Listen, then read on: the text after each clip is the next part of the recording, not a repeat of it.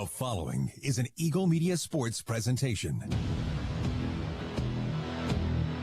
North Platte High Sports on NorthPlattePost.com, FM 98.1 and AM 1410 are brought to you by Another Round Sports Bar and Grill at River's Edge Golf Course, Premier Toyota, Let's Go Places, Kroll Clinic Physical Therapy and Athletic Enhancement, Smokin' Double D's at Butch's in Hershey, The Gathering Spot, and the Justin Thompson Agency, American Family Insurance.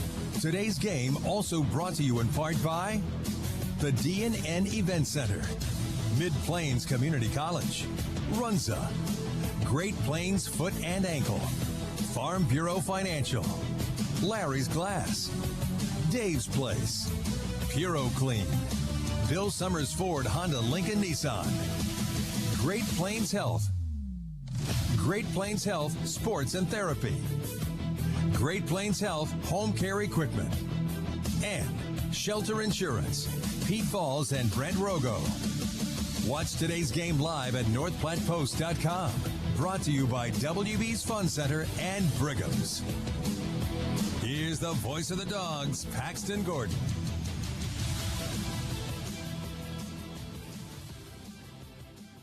Hey everybody, welcome in here to Ryder Park, FM 98.1, AM 1410, and of course video live streaming on our WB's Fun Center live stream at NorthPlattePost.com. Quick Stop pregame show, 27 locations open 24 hours a day. Quick Stop always open right around the corner. North Platte High School and the Dogs taking on Grand Island and the Islanders. North Platte High School 3-6 on the season compared to the Islanders, who currently sit at 3-2. Both teams are on a two-game losing streak, as North Platte High School, of course, fell to, over the weekend, Norfolk as well as Malcolm, 13-11 against Norfolk, and then 13-3 against Malcolm, compared to Grand Island, who fell to Lincoln East 3-1, and then Millard South 4-3. I'm joined by a very special guest today, TJ Haggart, across the mound on the other side of me, who will be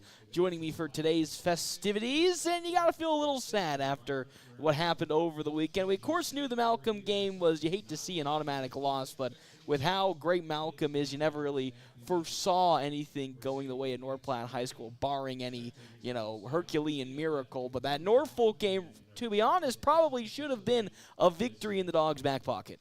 It very well should have been a victory, but you got to learn and live and get ready for the next game and put that one in the past. Well, you got to get ready for the next game, but you hate when that next game is Grand Island, who is currently ranked number 4 in the state right now. They're 3-2, but ranked number 4. You got to sit there and be like, my good heavens. And we talked about it, and we giggled a lot with Creighton Prep, who is 3-6 below 500, and they're a top 10 team in the Class A ranks. So you just think how crazy Class A must be if you're a below 500 team and you're in the top 10 and almost one game away from being 500, and you're number 4 in the state. Exactly, and I was talking to the Grand Island address announcer, and he was talking about with them, they had a close game with Lincoln East and another close game where they lost by 1. Yeah, so. It's a good team, and they've always been a good team, so that's how you get to do it. Quick Stop, 7 locations open 24 hours a day. Quick Stop always open right around the corner. Dogs looking to turn their fortunes around and really become the team that we know they can become. If you think about all the talent that left last year, I think the real prominent one that would, of course, jump to your mind just being Jack Polk being the big guy. But outside really of that, a huge set of returners. But even with this huge set of returners, still too many mistakes being put at the helm of this Dogs team. They had almost 5 against Norfolk on the first game. They didn't only come up with 1 against Malcolm, but still on the whole, not a very clean start to the season for North Platte High School. No, it wasn't. But, new game, new day, new game. Just like what Coach Holm was saying earlier, you got to fix those mistakes. Gotta fix them. And with that, we'll step aside and we'll take a break here on our Quick Stop pregame show for the National Anthem on FM 98.1, AM 1410, and video live streaming on our WB's Fun Center live stream at NorthPlattePost.com. Day is the day. After countless hours of research, cutting back expenses, and 9 months of anxiously waiting for her, today is the day you finally bring home your new car. It's also the day to protect her with an auto policy from Shelter Insurance. Our policies are competitively priced and include new car replacement coverage if anything were to happen to your new baby. Ask me, Shelter Agent Brent Rogo, how to protect what you have waited for. Find me at 405 East C Street in North Platte. Get ready for the ultimate fun day out. Start at Brigham's Tap Room with a brand new menu you won't want to miss. Catch all of the action on game day with your favorite teams on our big screens. Pair the excitement with amazing drinks, and you got the ultimate game day experience at Brigham's Tap Room. And when you're ready for more fun, head over to Wild Bill's Fun Center. Dive into our action-packed arcade, knock down pins in our bowling alley, and gear up for an epic laser tag battle. There's something for everyone at Wild Bill's, where the fun never stops. The Bulldogs play here on FM 98.1 and 1410 AM, KOOQ AM North Platte. Enjoy a great home-cooked breakfast from Merrick's Ranch House, Tuesday through Sunday from 7 a.m. to 11 a.m. Dine in, order online at merricksnp.com, use DoorDash, or call 532-8200 for carryout. Welcome back here at Ryder Park, FM 98.1, AM 1410. Of course, video live streaming on our WB's Fun Center live stream. It is time for our Double Dips Ice Creamery starting lineup.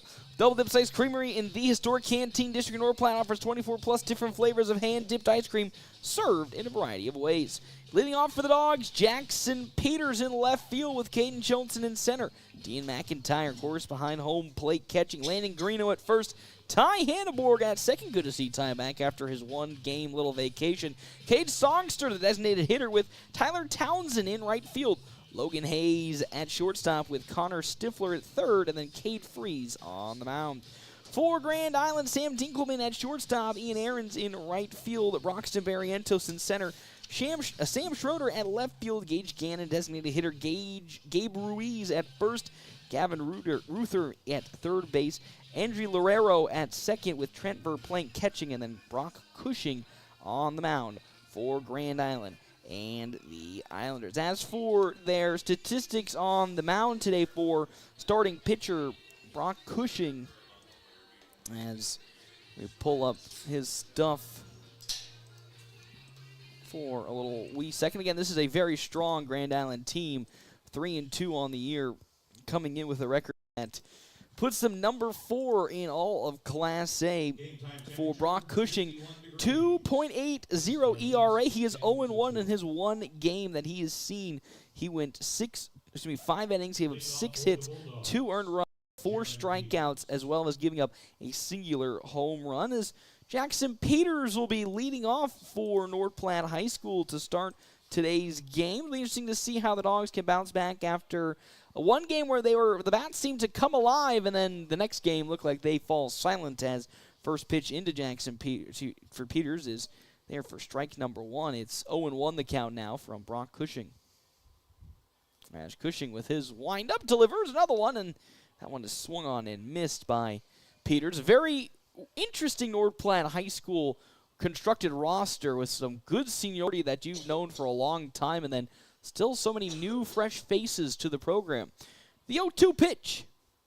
That's high upstairs for ball number 1, 1-2. And, of course, when you are a youngster like North Platte High School, it is some of the things you're very prone to, very, very easy strikeout numbers, as the 1-2 to Jackson Peters is swung on and missed for strike number 1, actually first out of this inning, and just like that, he goes down swinging just like I was talking about, and that's some of the things that some of the sophomores have been looking to work on. Logan Hayes, Jackson Peters, some guys that have been last year tough when it came to their batting average, and this year have kind of taken off. Connor Stifler moving all the way up to number 1 in the batting order, was batting .500 going into the weekend, as Caden Johnson now will take his first swings against Grand Island, a team that he has seen plenty of times, whether it be in USAVE Pharmacy, in Legion, and now that North Platte has a baseball program, you'll see a lot more of them going forward. So he's well-versed in the realm of this squad, as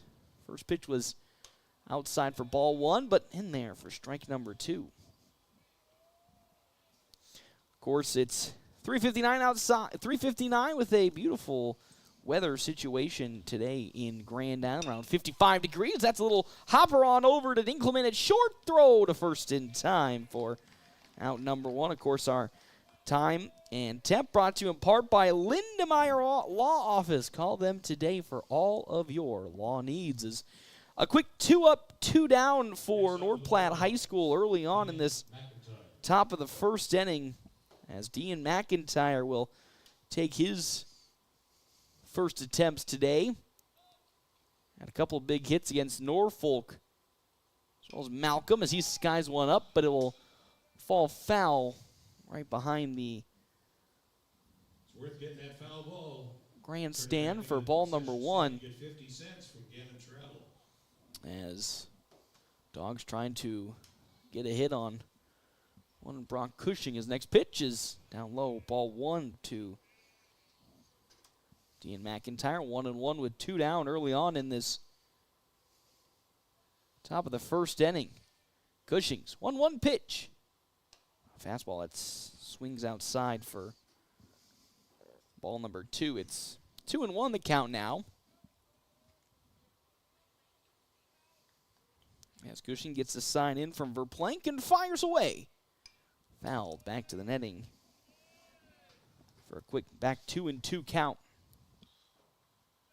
Second season for the Dogs as a program in baseball. First year for head coach Ricky Holmes. As here comes Cushing's 2-2 pitch. Chopper that's going to go back over to shortstop as Dinkelman gloves it. Throw to first is just going to be in time, and that is how this inning comes to an end for North Platte High School. Quick 3-up, 3 down. We now go to the bottom of the first inning. Cade Freeze on the mound for the Dogs. Can he continue his hot streak? You'll have to see. We come back here to, of course, Ryder Park on FM 98.1, AM 1410, and video live streaming on our WB's Fun Center live stream at NorthPlattePost.com.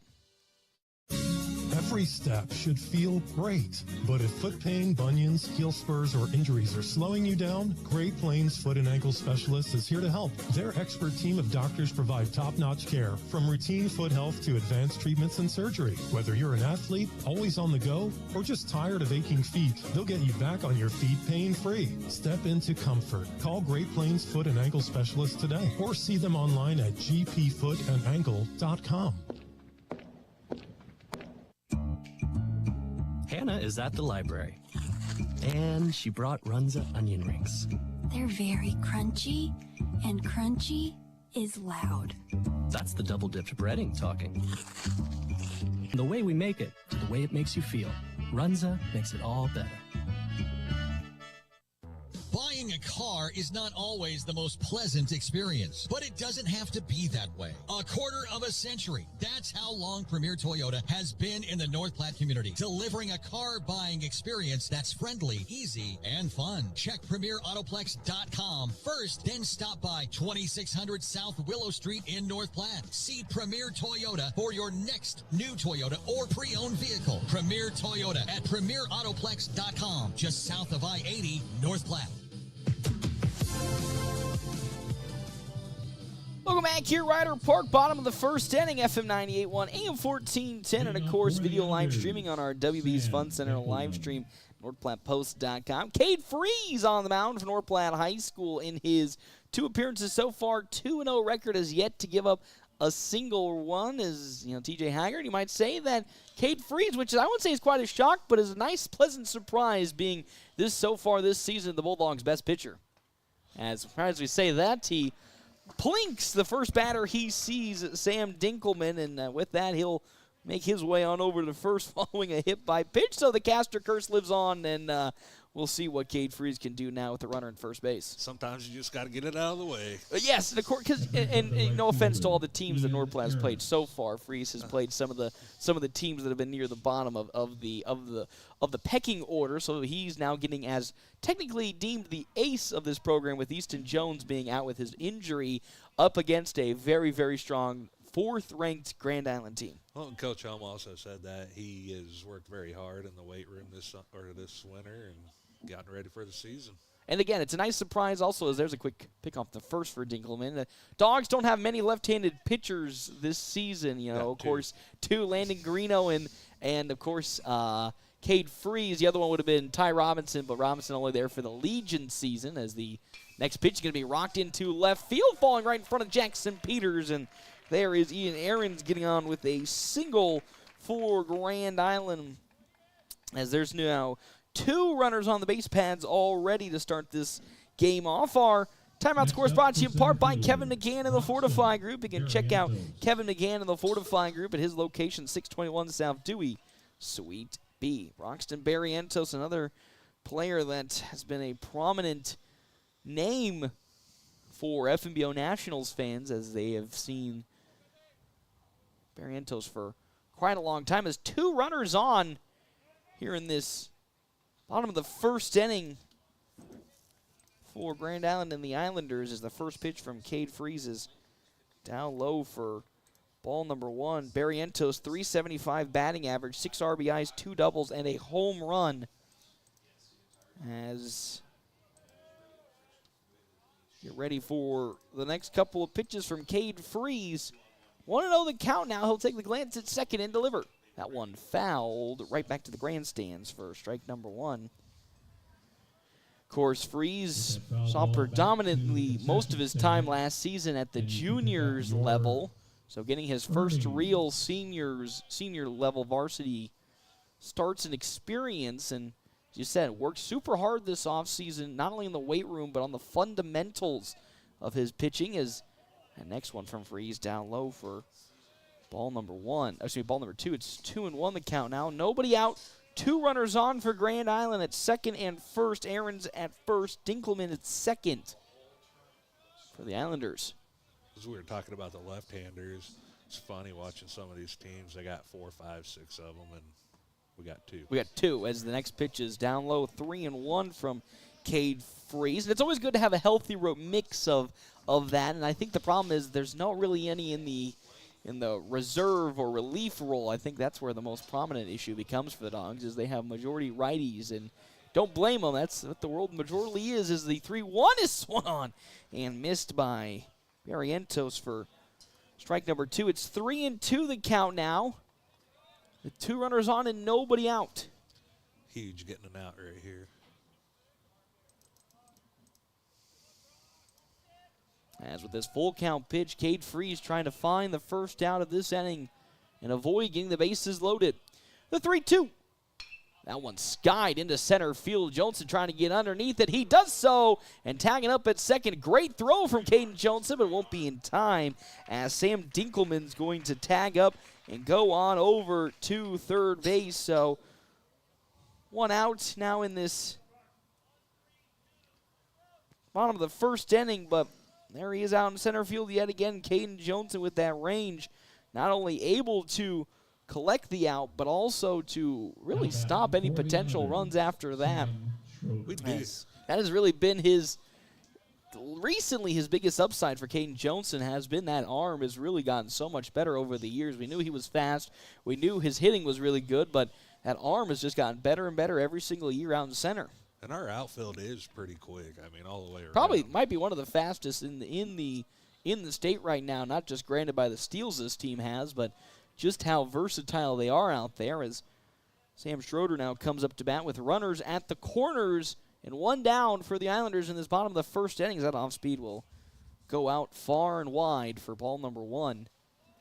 As you said, North Platte up in the upper regions almost might be number 1 in total steals in Class A, which shouldn't be a shock with the speed that they have shown this season alone. The 1-0.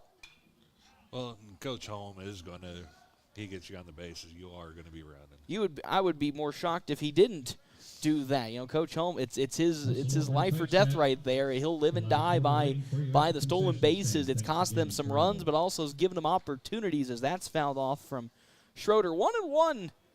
Now the count here in this, again, bottom of the first inning. There goes the runner on over to second. That was skied into center field. Johnson's going to glove it. He's going to throw it on over to first. This might be a double play situation, but Landon Greeno was a little far from first base And that'll be another sacrifice fly this time to bring the run home. And just like that, it's 1-0. The lead now for Grand Island. And the Islanders with a runner still at first, but there are 2 outs in this inning for Gage Gannon. Gage Gannon. But an early 1-0 lead for Grand Island. After the start, you got to be a little happy that potentially if Cade Freeze can get out of this inning, only giving up the 1 run, got to say a good start for the young man. Exactly. Knowing how strong this offense is for Grand Island is Gannon, 600 batting average, 9 RBIs, 2 home runs, as well as a double to his name. So the hits and the power just keep pouring in for the Islanders. It's a good off-speed pitch that finds the zone for strike number 1 from Cade Freeze. I think the question for all of North Platte pitchers this season is how far can they go into ball games. It's been a problem last couple of years. They haven't had a starter that can go deep into innings. That's fouled off by Gannon for strike number 2. Well, and they're getting it from different places, too, going deep, because they may struggle in one game, and you got a kid like Kincaid comes in and throws 70 pitches over 4 innings, 5 innings. And really hones it down like over on Saturday as the 0-2 is low and away. Ball number 1. You never know when you're going to find that diamond in the rough where kid comes in and just dials it up for you. And, of course, Jake Kincaid being somebody who hasn't pitched really much even during his travel ball years in middle school, but this season has been probably the best relief pitcher. That off-speed goes on over out of the zone, and a throw on over to second will not be in time as Ian Aarons will successfully steal second base. McIntyre, so close, even with the ball being out of the zone, and much harder for him to do. 2-2 the count with 2 down to Gage Gannon with Gabe Ruiz on deck and Gavin Ruther in the hole. So another runner in scoring position for Grand Island. But a 2-2 count as Freeze will take that look at second and deliver. Fastball swung on and missed, and that is the first strikeout of this game for Cade Freeze. And guess what? We're going now to the top of the second inning. A 1-0 lead for Grand Island. We come back here to Ryder Park on FM 98.1, AM 1410, and live streaming on our WB's Fun Center live stream at NorthPlattePost.com. Starting something new can be challenging. At Mid-Plains Community College, we see what it takes to build your dreams and through our educational instruction, make them a reality. Whether you are learning a new skill that can take your professional career to the next level, or you're looking to change your life through our educational offerings, you can build a successful future. Enroll today and begin transforming your future at mpcc.edu. That's mpcc.edu. Hurry up, dude. The game's about to start. Nothing beats spending the day watching the game with your buddies. Dude, I'm literally right here. Let's do this. Which is why a shelter insurance renter's policy is key to your winning game plan. It protects things your landlord's policy doesn't. Dude, where's your TV? What? No way, dude. Like that flat screen TV that just got stolen. Ask me, shelter agent Brent Rogo, about Shelter's competitive renter's insurance rates.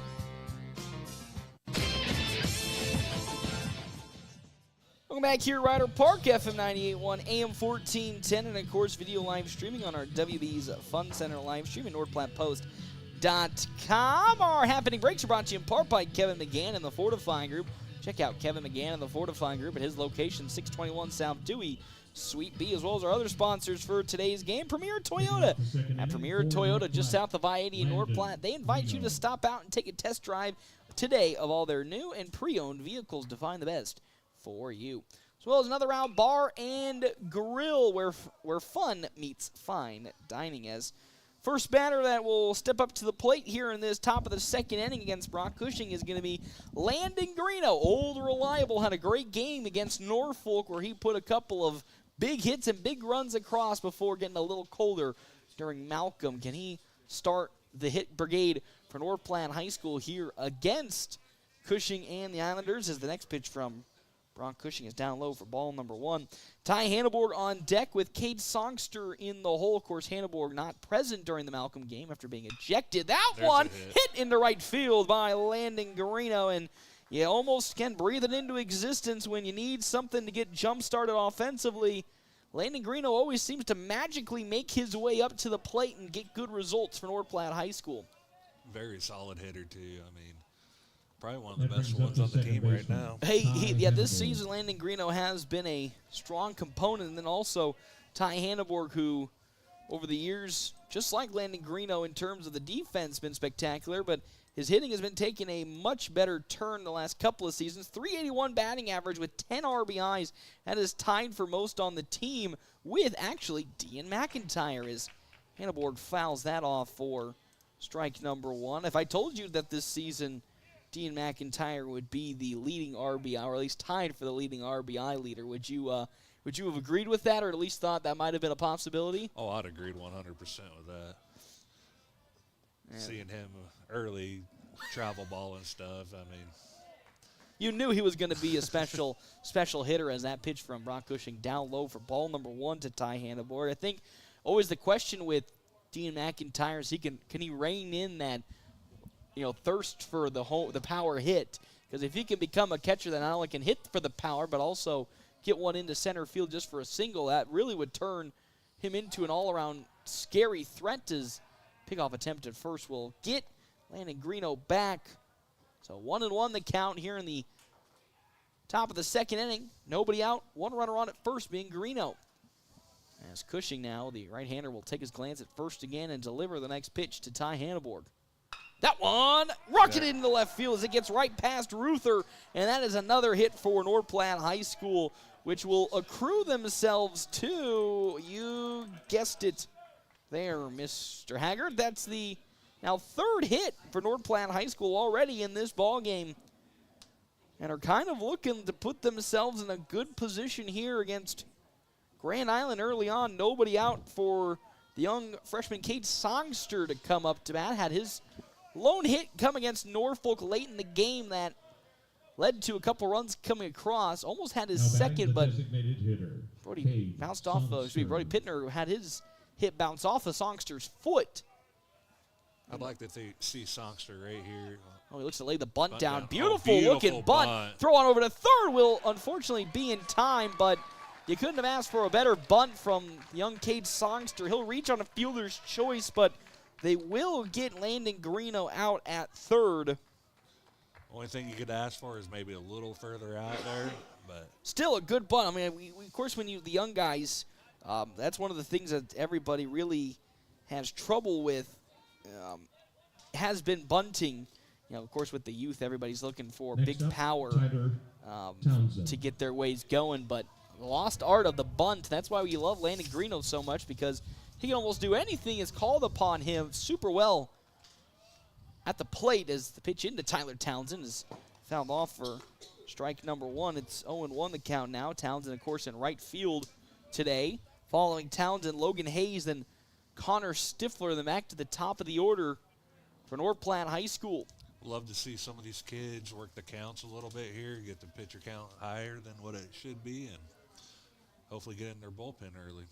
Cushing's next pitch is in there for strike number 2 to Tyler Townsend, and that has been a little downside for North Platte this season from a hitting standpoint. A lot of the pitchers they've gone against have really not gotten deep into the pitch counts, as a lot of them have been first pitch swinging. As the 0-2 now to Tyler Townsend from Cushing, as timeout's going to be called by Tyler Townsend, as Brock Cushing was taking a bit to get set up. So it's 0-2 the count now to the right fielder. Runners at first and second being Songster at first, Hanneborg at second. So there is some big speed on the pads for the Dogs if Townsend can get one into the outfield.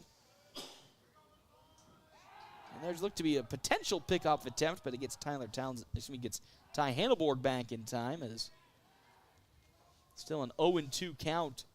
Cushing, 21 pitches, 15 strikes to 6 balls already in this ball game. Now here comes the 0-2 to Townsend. That's outside. Ball number 1, so it's 1-2 the count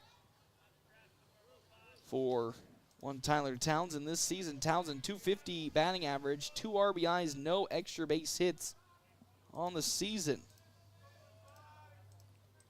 As now with a 1-2 count, Cushing another long glance at second. delivers. There goes Ty Hanneborg, double steal, swing and a miss, throw on over to third. Will not be in time. It gets into left field. Here comes Ty Hanneborg home. The throw home, not in time. Songster's thinking to make his way to third, and there is some beautiful base running for North Platte High School. As yes, while Tyler Townsend goes down swinging, a run does come across for the Dogs, and just like that, they have tied this game up at 1 apiece, and there is that double steal that we've seen so many times from head coach Ricky Holm, and now it's gotten the Dogs in an advantageous position as they have a runner now at third base, being Cade Songster for Logan Hayes up to bat next. Yep, and getting them throwing the baseball around, that's what you can ask for, is sometimes getting the ball thrown around, mistakes start happening. Seen that a couple times in that Norfolk game, get them throwing the ball. And get a little off kilter, and you don't know what's going to happen. This year for Hayes, not the best start to this season, a 143 batting average. He does have 1 double and 4 RBIs to his name so far, so trying to turn that around here with a big hit that could bring Cade Songster home. There is 2 outs in this top of the first inning. We're tied 1-1 on our wicked fast scoreboard, as Cushing trying to limit the bleeding and get this inning over with. First pitch into Hayes is pulled outside to him for ball number 1. As for Plank had to really reach for it. So now the count 1-0, with up next being Connor Stifler and Jackson Peters in the hole. The 1-0.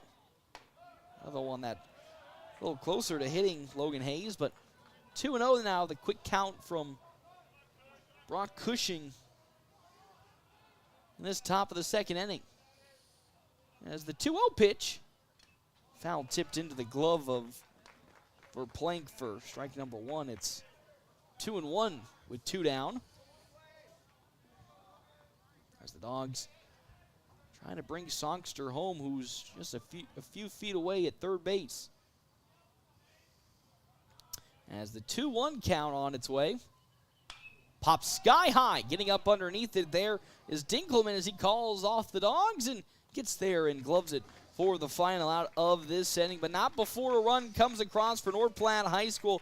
They are now tied with Grand Island and the Islanders. We come back here to Ryder Park, FM 98.1, AM 1410, and live streaming on our WB's Fun Center live stream at NorthPlattePost.com.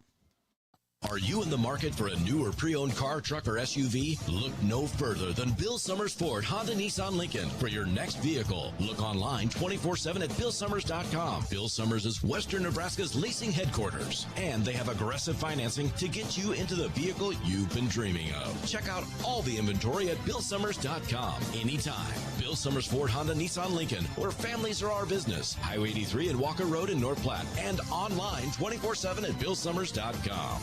You're hungry and you don't want to cook. Time for Dave's. You know how it goes. It's 6 p.m. already and nothing's planned for dinner. Let Dave's Place take care of it. With dine-in and carry-out, your family's meal is taken care of. And Dave's Place has the big game on. A family atmosphere with plenty of TVs to watch all the matchups you want. With homemade pizza, wings of almost any flavor, and nightly drink specials, Dave's Place won't let you down for dinner. Dave's Place, 1510 East 4th Street, North Platte, or online at davesplacemp.com. Whoop, whoop.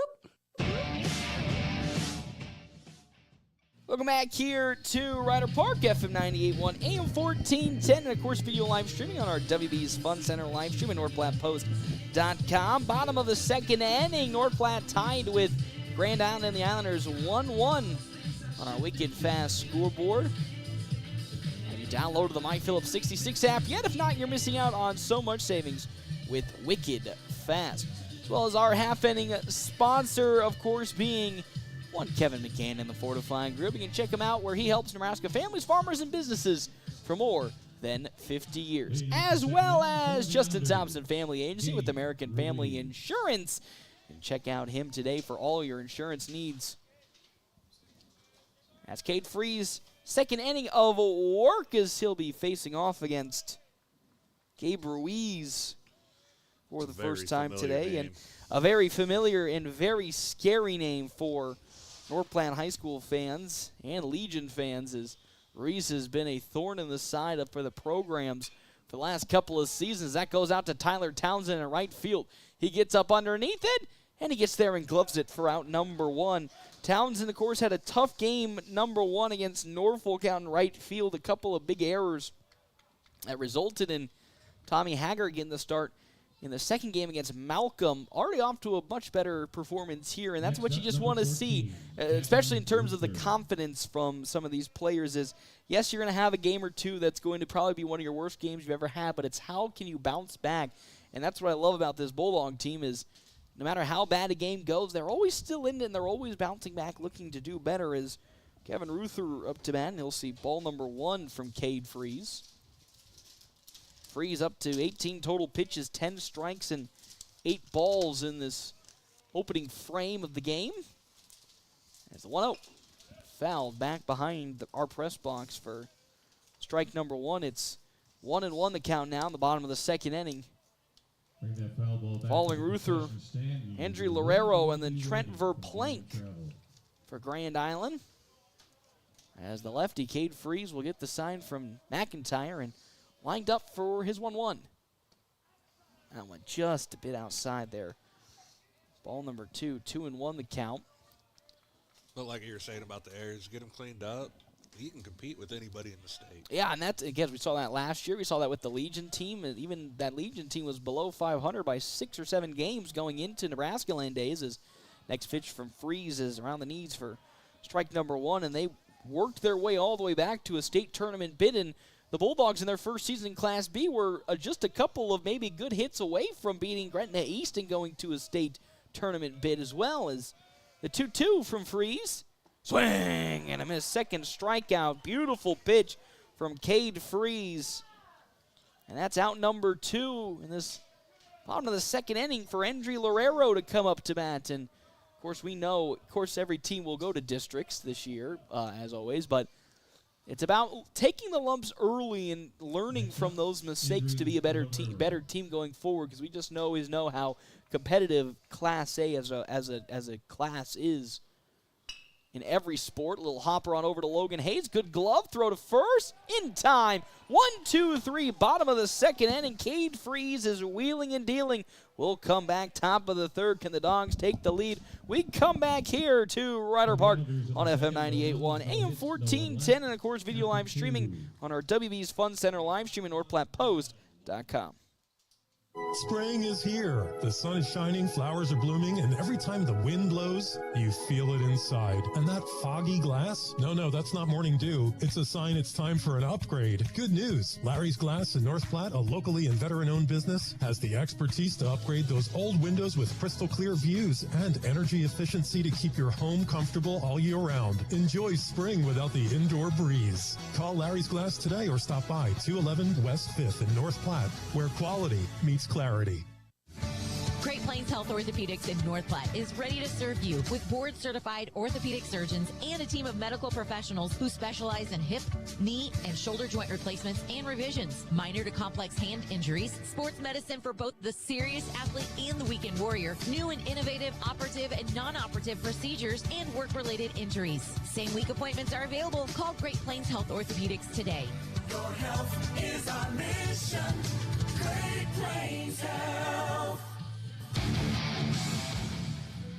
Welcome back here, Ryder Park on FM 98.1, AM 1410. Half-inning breaks brought to you in part by Kevin McGann of the Fortifying Group. You can check out Kevin McGann of the Fortifying Group.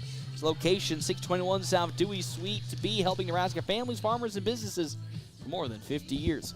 As well as Dr. Chris Kroll and his crew at Kroll Clinic. Whether you are dealing with a sports injury or not, they will help you get back in the game faster with the best part about it, no facility fees. As up to bat for the first time today for North Platte High School, Connor Stifler, as he'll see a first pitch strike from Brock Cushing. Stifler, one of the probably coldest at-bats this season for the Dogs, still trying to find some momentum. He's currently, I think, 1-28 this season. Maybe 1-22, sorry, correction, 1-22. As next pitch is down low for ball 1 to Connor Stifler, so a .045, and how about turn that into the gap in right center? He gets down for a base hit. You know, the Castor curse, it's a real thing. You talk bad about something, and guess what? It comes back the other way, and North Platte High School gets another hit, and guess what? A runner on first base with Connor Stifler for Jackson Peters, who comes up for the second time. He struck out swinging in 4 pitches. Can he do a little better job this time about? As on deck is Caden Johnson with Dean McIntyre in the hole. You got a nice part of the lineup coming up. It's nice seeing Connor get that hit right there. Give him a little confidence. As Peters faces Cushing for the second time, but a pickoff attempt will force Connor Stifler back. Tell you what, with Connor, though, it don't matter how big of a slump he is, that kid has a smile on his face. And that's what you just love to see, because you always know, no matter, like as you said, no matter how bad it's going to get, he's always going to think positively, which means when it does turn around, it's going to turn around the best way possible as Peters takes a big hack and will miss for strike number 1. And you bring up the strikes. That's one thing Jackson Peters probably needs to work on a little bit more. It takes probably a little too many big heaves early into strike counts that are outside. And, of course, we know he really desperately wants to get on because his speed is unmatched on the base pads again this season, as that's going to be another pickoff attempt to get Stifler back. Well, yeah, I mean, you got Peters coming up if he gets on. You got Joni, who's a good hitter. And if Dean gets on, we already know he's getting courtesy ran for. So yeah, and then of course Dean, being the scariest hitter of them all, could potentially bring him on home as another pickoff attempt following the pitch, as that one will fall low for ball number 1 to Jackson Peters. So if you get the bases loaded with not only 3 speedsters and then you bring on Dean McIntyre, who could easily clear the bases, it's a scary recipe for success that, while has not yet to click for the Bulldogs, is something that you can see kind of the thinking, as there's a steal that will easily be tagged out in time, as down goes Connor Stifler trying to steal on over to second, as Peters tried to get the hit, but unfortunately couldn't make contact. There's 1 out. Looked like he had a bad this jump. inning. And I know he's dealing with a little bit of an ankle injury too, so. It's a 1-2 count now to Jackson Peters, the left fielder, with 1 out in this inning. The 1-2. Swing and a miss, and down goes Peters swinging for the second time. That's 2 straight strikeouts for Jackson Peters, and now up to bat comes Caden Johnson. He grounded out to Sam Dinkelman in his first plate appearance against Brock Cushing. Can he, with 2 down, bring some energy to this offense, which so far in this game does have 1 run to come across, but not through consistent hitting. As Cushing's now first pitch into Johnson. That one grounded, but fair down the third base side. They're going to wave Johnson on over to second. There's the speed, the legs. Johnson gets into second with a stand-up double. It was close play, but it didn't seem like it was going to be that close. It didn't seem close. And that just tells you how. And you saw even on Saturday, Johnson got a double from something that was almost in the infield. That just tells you the speed he has. As up comes Dean McIntyre to the plate. McIntyre grounded out to Dinkelman as well in his first plate appearance. Has a runner on over at second base, being Caden Johnson. Can he do the honors of bringing another one home for North Platte High School? As Brock Cushing's first pitch to Dean McIntyre. That one's skied up. Uh-oh, can it drift foul enough towards the out-of-bounds line? And it does, into the grandstands, right where Trevor is sitting for strike number 1. 0-1 the count now to Dean McIntyre. Landon Greeno on deck with Ty Hanneborg in the hole, due up next for the Bulldogs. Here in this top of the 3rd inning. 1-1 score on our wicked fast scoreboard. Johnson in scoring position at second. As Cushing will step off and force Caden Johnson back. Again, wouldn't be shocked if at some point, maybe in this at-bat, we see Caden Johnson jump and try to steal third base. That is a Coach Ricky Holmes special. As the 0-1. That one grounded. It's going to go foul. That one just, again, barely along the line. This time will fall foul, unlike the last time that got Johnson to second. But now it's 0-2 to Dean McIntyre. And it's no secret, Grand Island knows exactly what we're going to be doing. No, it's not a quiet secret to be told with how many stolen bases Dogs have had this season. As Cushing will once again take that glance at second and deliver.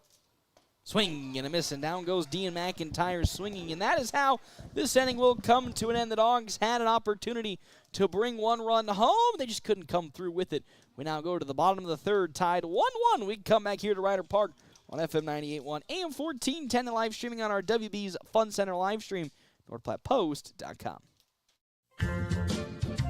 The DNN Event Center wishes everyone a great sports season. With North Platte and Nebraska weather, things change quickly and can make our lives a little more difficult. Thank goodness for the DNN. The DNN offers hourly rentals for all types of sports practices, including turf, courts, batting cages, and equipment usage. Call the DNN Event Center to schedule your team's practice times and for more league information for all sports seasons. For over 30 years in our community, for your next event, the DNN Event Center.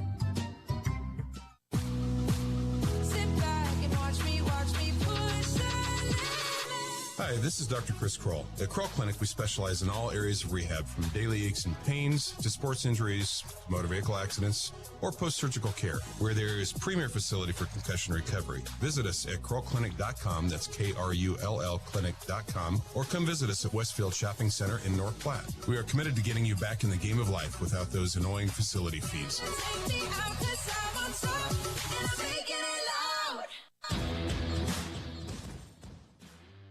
Welcome back here to Ryder Park, FM 98.1, AM 1410, and of course video live streaming on our WB's Fun Center live stream. It's 1-1 on our Wicked Fast scoreboard here in the bottom of the third inning. Half inning breaks brought to you in part by Kevin McGann of the Fortify Group. Check out Kevin McGann of the Fortify Group. Its location 621 South Dewey, Suite B. What a good start for the Bulldogs, though. You know, after giving up so many runs through the first three innings over the weekend in the triangular, to only give up one versus a strong Grand Island team thanks to good, efficient pitching from Cade Freeze. It's almost like all the dreams that we've been hoping for have come to fruition here. Yep, learn and forget. The weekend never happened, but it's also good to see the young Cade Freeze not really be fazed by this Grand Island squad, as Trent Verplank, the 9-hole hitter, up to bat with Sam Dinkelman on deck and Ian Ahrens in the hole as first pitch from Freeze is signed for Grand Island started that first inning is like, it could be trouble early, but Dogs battled out and I think that's the good thing about it is, you know, we've seen so many times over just even these past couple of weeks when things do get troublesome, they tend to falter and lead to more mistakes. As that pitch outside ball 2-2, but so far when Cade Freeze has been on the mound, when there has been some trouble, it hasn't really, you know, changed into any misplays or ill will, as next pitch is outside ball 3. So a quick 3-ball pitch from the young Freeze to Trent Verplank. Sam Dinkelman, of course, on deck, top of the order, and Ian Ahrens in the hole. The 3-0 count. That's a beauty right down the zone for strike one to Verplank.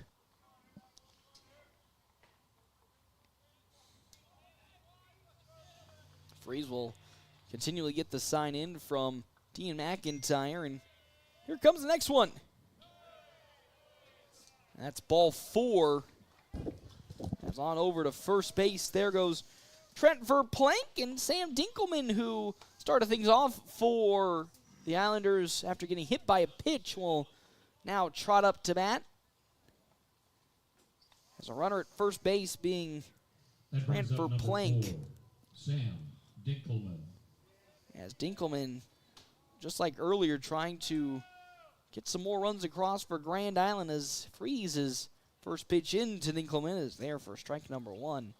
I think what makes Cade Freeze so strong right now is the pitch repertoire that he can go to is sometimes a little more diverse than what you'd see from somebody at this level of play. A lot of people just have 1 or 2 pitches, sometimes, again, just a straight-up four-seam fastball is next one down low for ball 1. But to see him at this age have a arsenal that he can go to really throw off the batters has been super, super helpful for him to continue, well, I was going to say continue his 0.00 ERA, even though one came across earlier in the ballgame. As the 1-1. That's up high above the lettering for ball 2. 2-1 the count now. To Dinkelman. Verplank still at first base. I don't think Grand Island runs too much. Watch him run right here just to prove you wrong. 2-1. That one into center field as Caden Johnson routinely will get underneath it and glove it for the first out of this inning. And I think also that's a good thing the Dogs should be really happy for when Cade Freeze is up to bat. A lot of the hits that have been generated have been just straight-up pop flies for the outfielders to easily glove. There's not been any weird, crazy hits that really forces the infield or the outfield to, I wouldn't say struggle, but make a tough play. They're just super routine and super easy, not really forcing them to make a bad decision or a bad play. As I say that pitch goes right behind Ian Ahrens for ball number 1. And the wind has just completely died. It was 10-20 when we started, and flag's barely moving now. So it's 1-0 the count now to Ahrens. He singled into left field in his last plate appearance, has still Verplank at first base. Swing and a miss there from Ahrens for strike 1. 1-1 the count with 1 out. Roxton Barrientos on deck with Sam Schroeder in the hole for the Islanders. As Freeze glance at first. Here comes the 1-1. That's down low for ball number 2 to Ahrens. When was the last time you heard me say the Dogs in this game are out hitting an opponent? It's been a while, but also if you look up at the scoreboard out there, they have 2 errors, so. And or Grand Island has 2 errors. Platte has 0. Yes, so a lot of the things that we've been talking about needing to be cleaned up, it's been doing so here as there's a strike to Ahrens. It's 2-2 the count now. Cade Freeze looking for the 3rd strikeout of today's ball game will deliver. Ooh, off speed, just a smidge outside. There's ball 3, 3-2. As Cade Freeze looking to find the 2nd out of this inning. Another long glance at first delivers. Grounder, off the leg of Cade Freeze, and probably with that, the runner will get to first. It's a bit of unluck for the Bulldogs as it was a comebacker right to Freeze, bounced off of his shin, and then ricocheted over to third, and because of that. His shin or ankle. And now out comes Coach Holm to, I'd assume, just have a talk to see if he's okay. It didn't feel good on me. It made me, both of us, almost jump up a little bit. But there's now 2 runners on for Grand Island. Ahrens gets on with, again, another single. And now here comes a free chance for the Dogs to have a pitching discussion without using up a mound visit. That one looks pretty good out there, which is always a good sign because those comebackers are one of the scariest things in baseball. There's not many things that can make you worry about when it comes to the injury front, but those quick fastball comebackers are one of the top ones. Yeah, and he pointed to the outside of his left foot, so. Might have been a heel, which might have been even a little better, as that's probably, I think, the toughest part of the foot.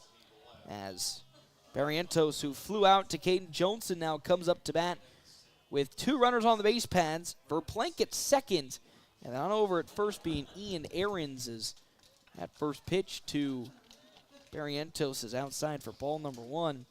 Sam Schroeder on deck with Gage Gannon in the hole. Dogs tied with Grand Island 1-1 on our wicked fast scoreboard early on in this ball game. As Freeze's next pitch, swing and a miss by Broxton Barrientos. As Freeze has really had the number on a lot of these prolific Grand Island hitters in today's game already. He's up to 40 pitches, though, 21 strikes, 19 balls, and 2 runners on with 1 out. It's bottom of the 3rd. Ooh, that one tight inside. There's a throw now over to first. Will not be in time as they get back, but 2-1 the count. And also want to make that comment, Dean McIntyre this season has done a much better job also of getting some pickoffs at first from a pitch, as I don't really see a lot of catchers try that maneuver much. That just goes to show how amazing Dean McIntyre's arm can be. The 2-1 fouled up, and it goes behind our press box for strike number 2. Yeah, the kid's always had a strong arm. A beautiful swing, strong arm. It was just, can he piece everything together at the right time? And it's crazy to think that how much experience he's gotten. It's just slowly but steadily every season getting better and better to where hopefully this season it culminates in a breakout year for Dean McIntyre. As the 2-2. Fastball tight inside for ball 3, so it's now a full count to Barrientos. As it would be an opportune time for Freeze to find, again, his third strikeout, so the Dogs can not have the bases loaded. So Freeze will get the sign from Dean McIntyre. Take a glance on over at second and deliver as time is called before he can get into the motion. From Barrientos. On deck, Sam Schroeder and then Gage Gannon for the side of Grand Island. This bottom of the third inning. As Freeze's pitch into center field it goes. Can Johnson get there in time? He cannot. He gloves it up off the one hopper, luckily, and that's a base hit for Bronxton Barrientos. Johnson was very far out in center, was stumbling as the ball bounced magically into his glove to prevent any more from coming home, but because of that, the bases are now loaded for Sam Schroeder. He flew out to Johnson in his last plate appearance, has the bases loaded with a one out in the bottom of the third inning for Grand Island, and this is where things can get a little scary, and really the mental being tested for one Cade Freeze, as he'll set up and deliver. Beautiful pitch in for strike number 1.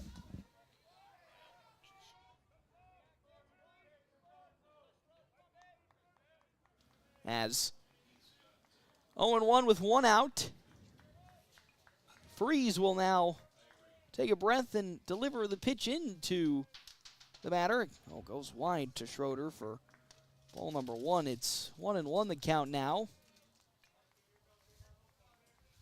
With the bases loaded and one out here in this bottom of the third inning. It's Cade Freeze's windup.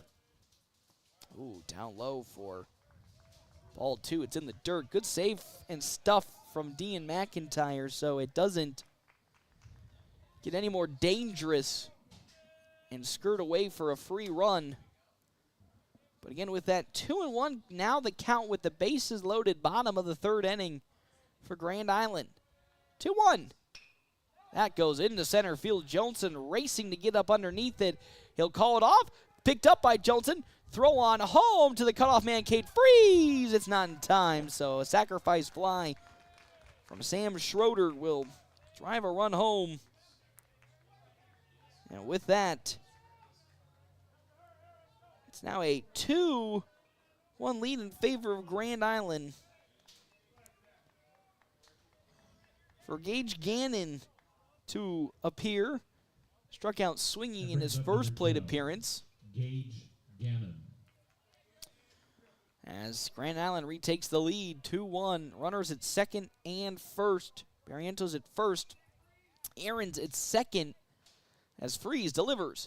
That one rocketed to Stifler and through his glove. They're going to be waving on home. Ian Aarons. The throw from Jackson Peters is not going to be in time, and that's another run to come across for Grand Island as Gage Gannon singles one into left past Connor Stifler. Took a nasty bounce away, and with that, another hit and another run for Grand Island. Makes it now 3-1 on our Wicked Fast scoreboard for Gabe Ruiz. He flew out to Tyler Townsend, and his previous plate appearance on deck being Gavin Ruther with Endry Lorero in the hole.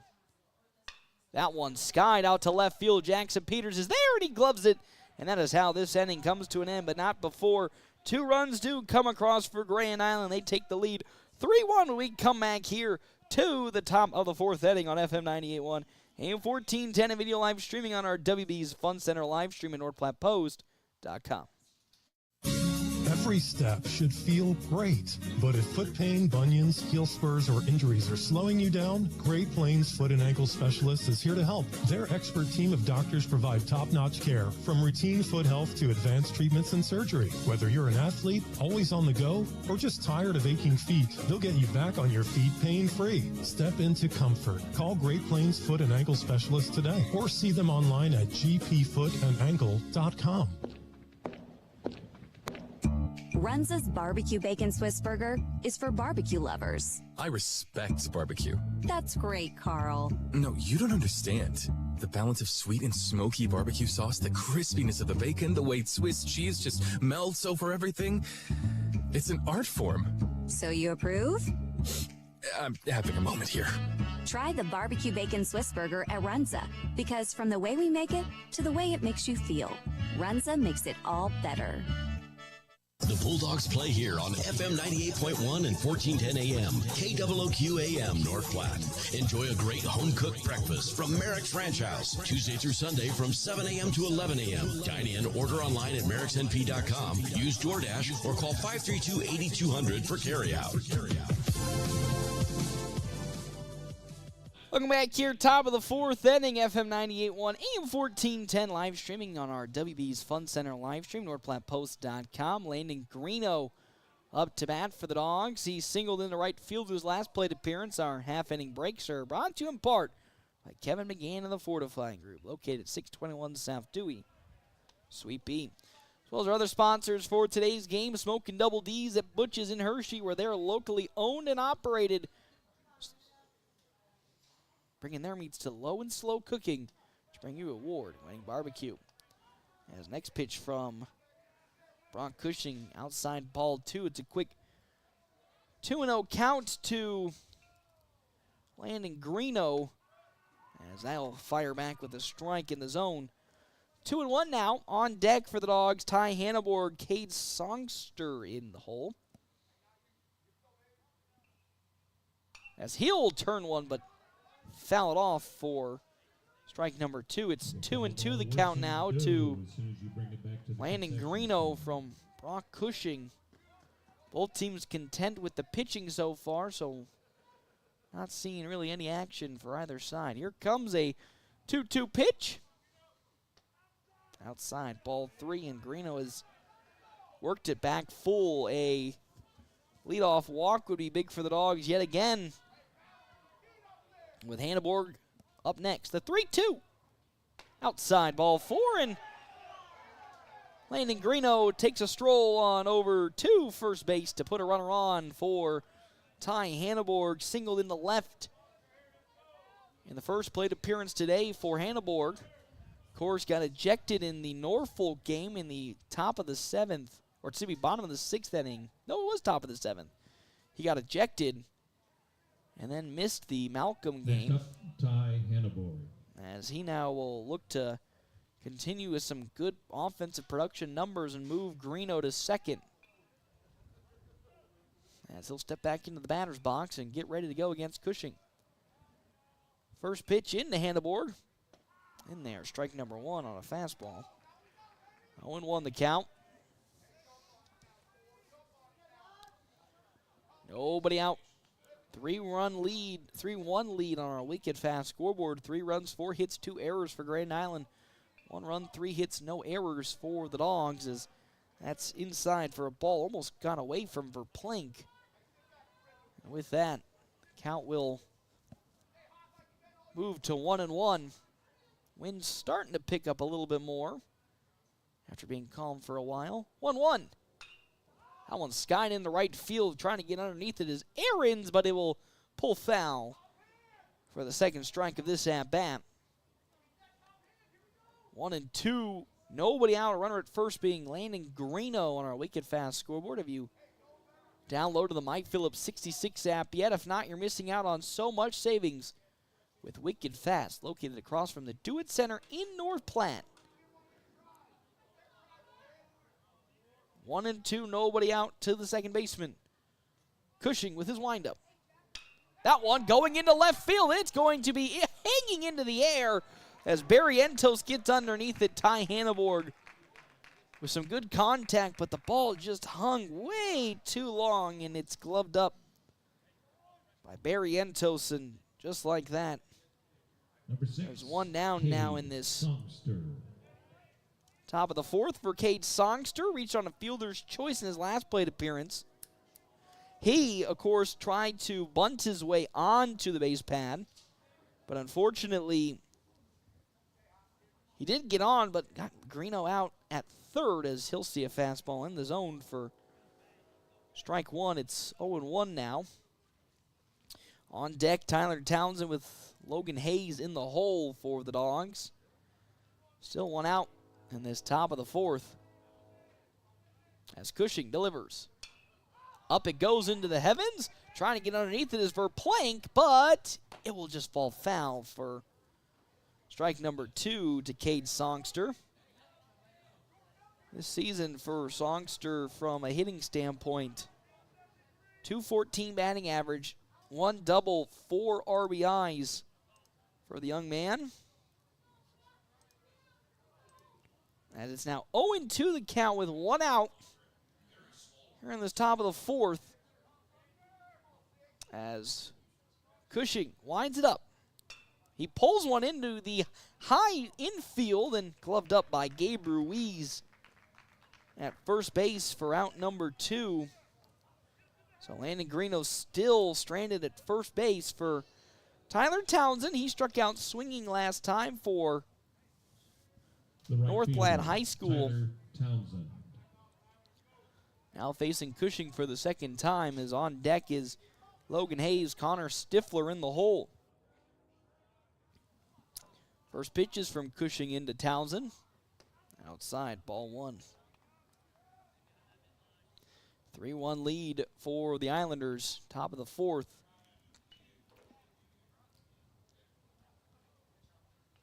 As Cushing, quick glance at first. The 1-0 pitch. It's down low again for ball 2. Quick 2-0 count to the right fielder, Tyler Townsend.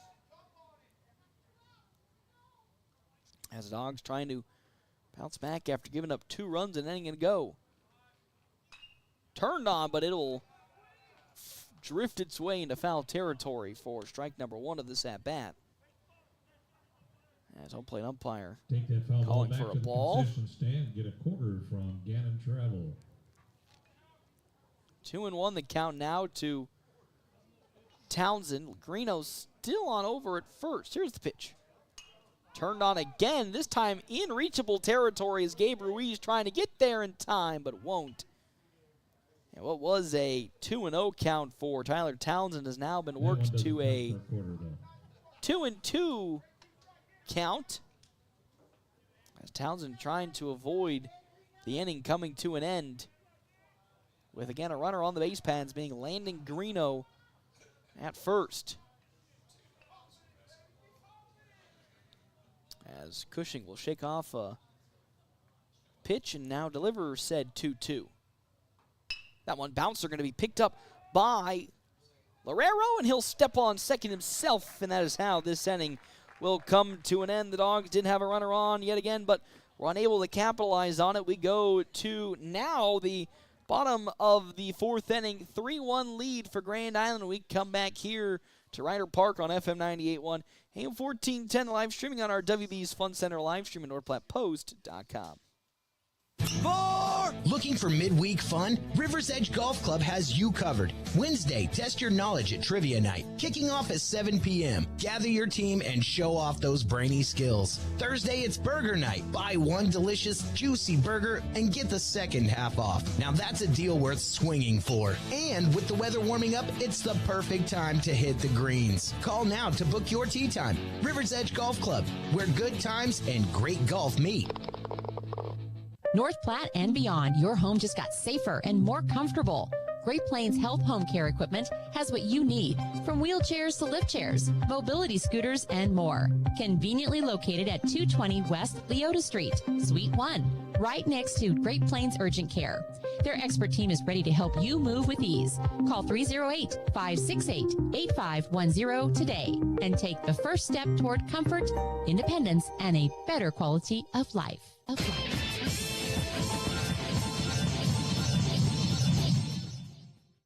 Welcome back here to Ryder Park on FM 98.1 AM 1410. And, of course, video live streaming, NorthPlattePost.com on our WB's Fun Center live stream. Half-inning breaks brought to you in part by Kevin McGann in the Fortify Group. Check out Kevin McGann in the Fortify Group. It's location 621 South Dewey, Suite B, as well as Hands of Heartland. Hands of Heartland has offered support and services for those with developmental disabilities in Nebraska since 1998, and they're bringing those opportunities to the North Platte area. So Gavin Ruther up to bat, struck out swinging in his first appearance against Cade Freeze. 3 runs on 4 hits, 2 errors for the Islanders as Ruther takes a big old swing and a miss in his first swing of this at-bat. Dogs, 1 run, 3 hits, no errors in the ball game.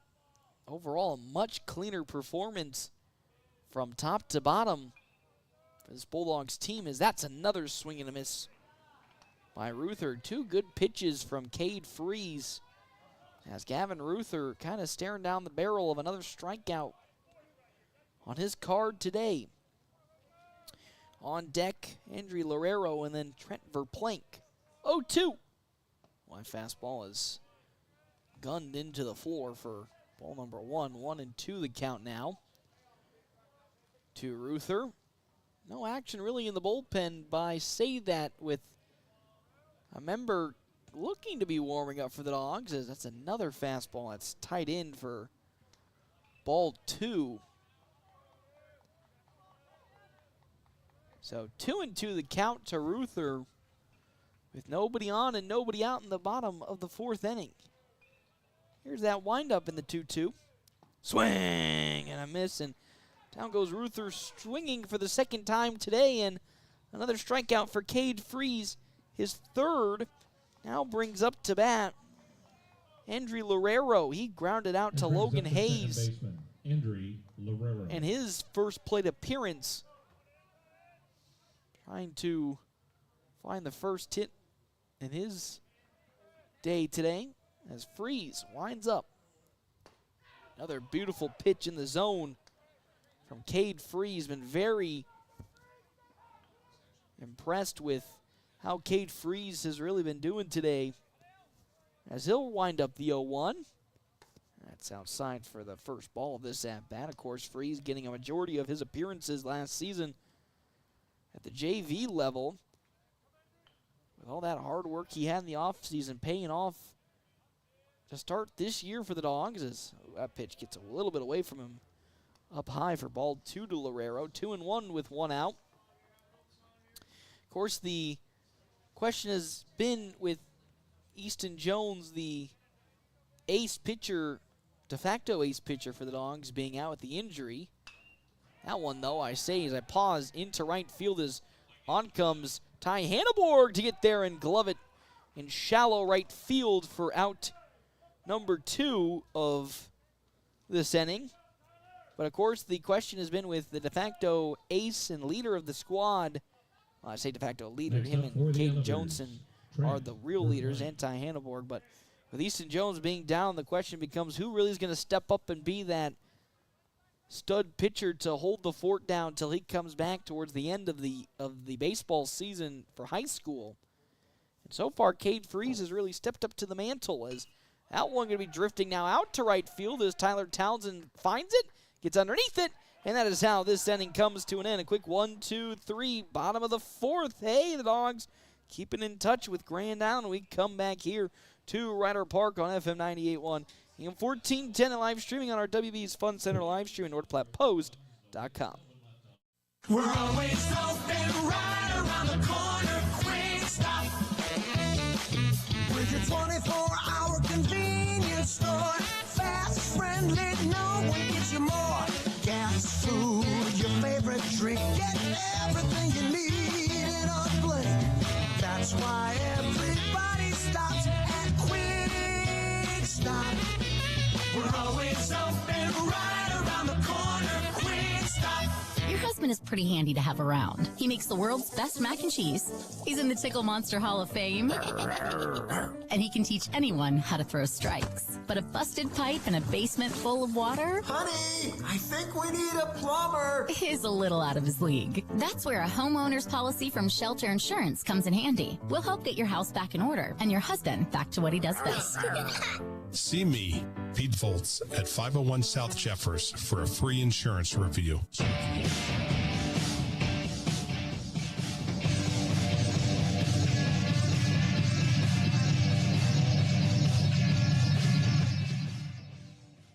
Welcome back here, Ryder Park, FM 98.1, AM 1410, and of course, video live streaming on our WB's Fun Center live stream. You can view that online, NordPlattePost.com. Dogs trailing Grand Island and the Islanders in this now top of the fifth inning, 3-1. Cade Freeze really holding the fort down today. Half inning breaks brought to you in part by Kevin McCann and the Fortifying Group. Check him out at his location on the one, 621 South Dewey, Suite B. Logan Hayes up to bat. He flew out to Sam Dinkelman in his first plate appearance against Cushing. Has Connor Stifler on deck and then Jackson Peters in the hole as the Dogs tried to mount the comeback here against Grand Island. Another one that's going to be popped up. Gabe Ruiz running up underneath it, and an easy glove for first out of this top of the fifth inning. As here comes Connor Stifler, singled into right field first against Cushing.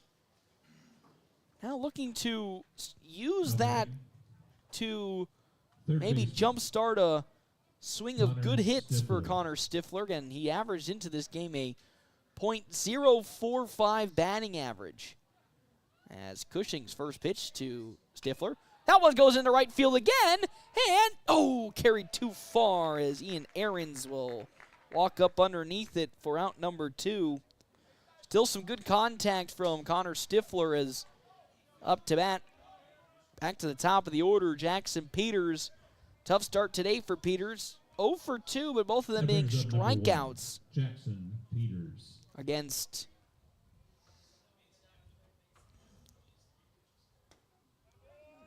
Cushing he'll see a pitch Peters does in there for strike number 1 from Cushing. 59 pitches, 41 strikes, 18 balls for Cushing.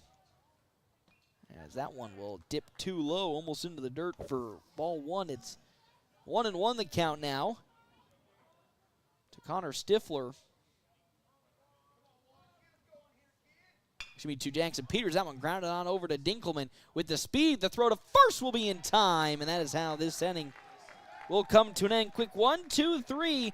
Top of the fifth inning for the Dogs. We now move to the bottom of the fifth. North Platte High School trailing Grand Island 3-1 on a wicked fast scoreboard when we return to Ryder Park on FM 98.1 and AM 1410. Puro Clean of North Platte delivers fast water, mold, and fire damage restoration services to the North Platte area. Puro Clean knows how challenging those times can be to you and to your family. Their Nebraska-based experts have a winning, reliable combination of training and equipment partnerships. Local, fast to service in the North Platte area. Their average on-site time is 60 minutes, and they'll coordinate with your local insurance provider. Give Puro Clean a call now at 1-800-775-7876 and schedule a visit from a member of the team at Puro Clean in North Platte. Are you in the market for a new or pre-owned car, truck, or SUV? Look no further than Bill Summers Ford, Honda, Nissan, Lincoln for your next vehicle. Look online 24/7 at BillSummers.com. Bill Summers is Western Nebraska's leasing headquarters, and they have aggressive financing to get you into the vehicle you've been dreaming of. Check out all the inventory at BillSummers.com anytime. Bill Summers Ford, Honda, Nissan, Lincoln, where families are our business. Highway 83 and Walker Road in North Platte, and online 24/7 at BillSummers.com.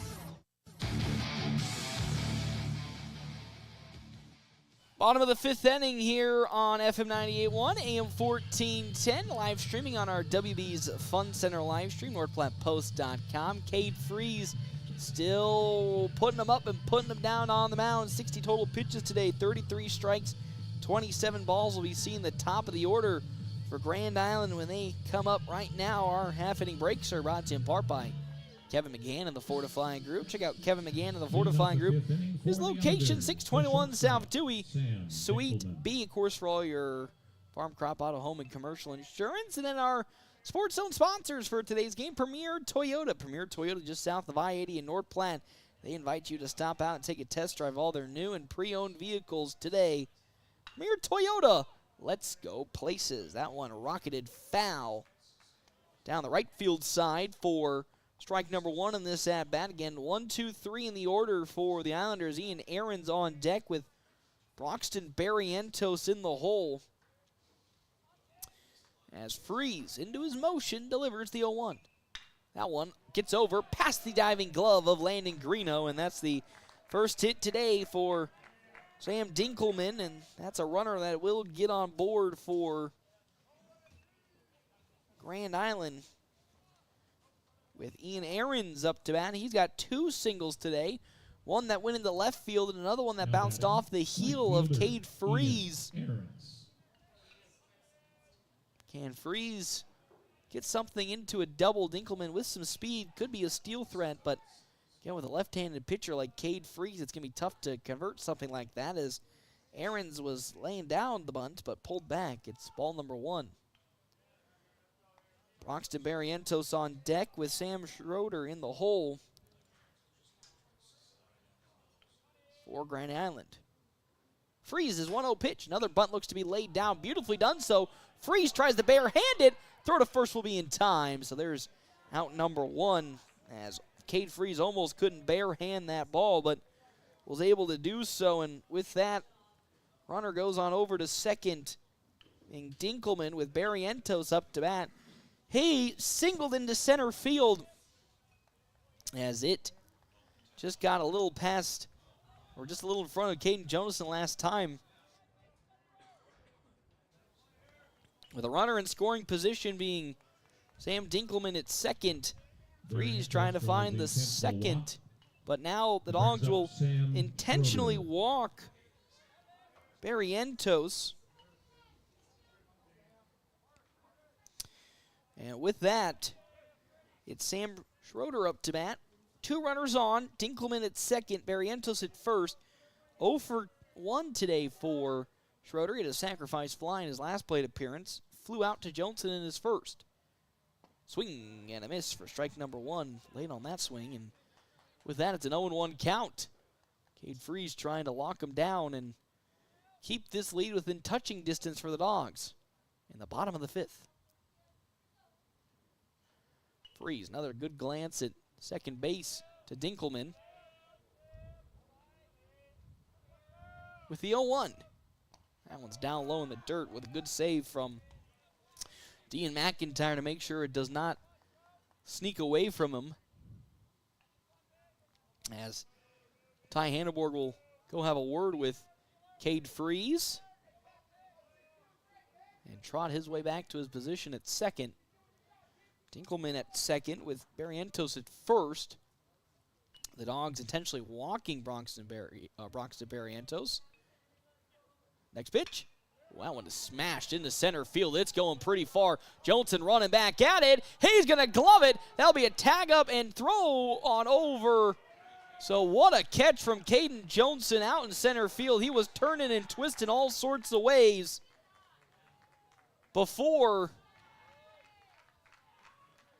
was able to retrieve the out on over in center field. That was looking like what could have been a home run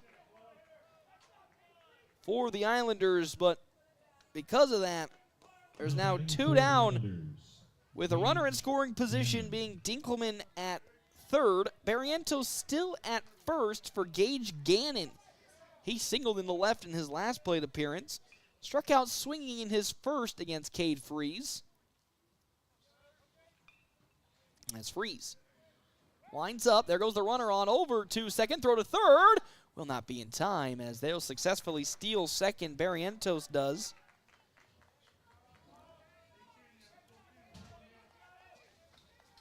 As 2 outs and 0-1 count into Gage Gannon.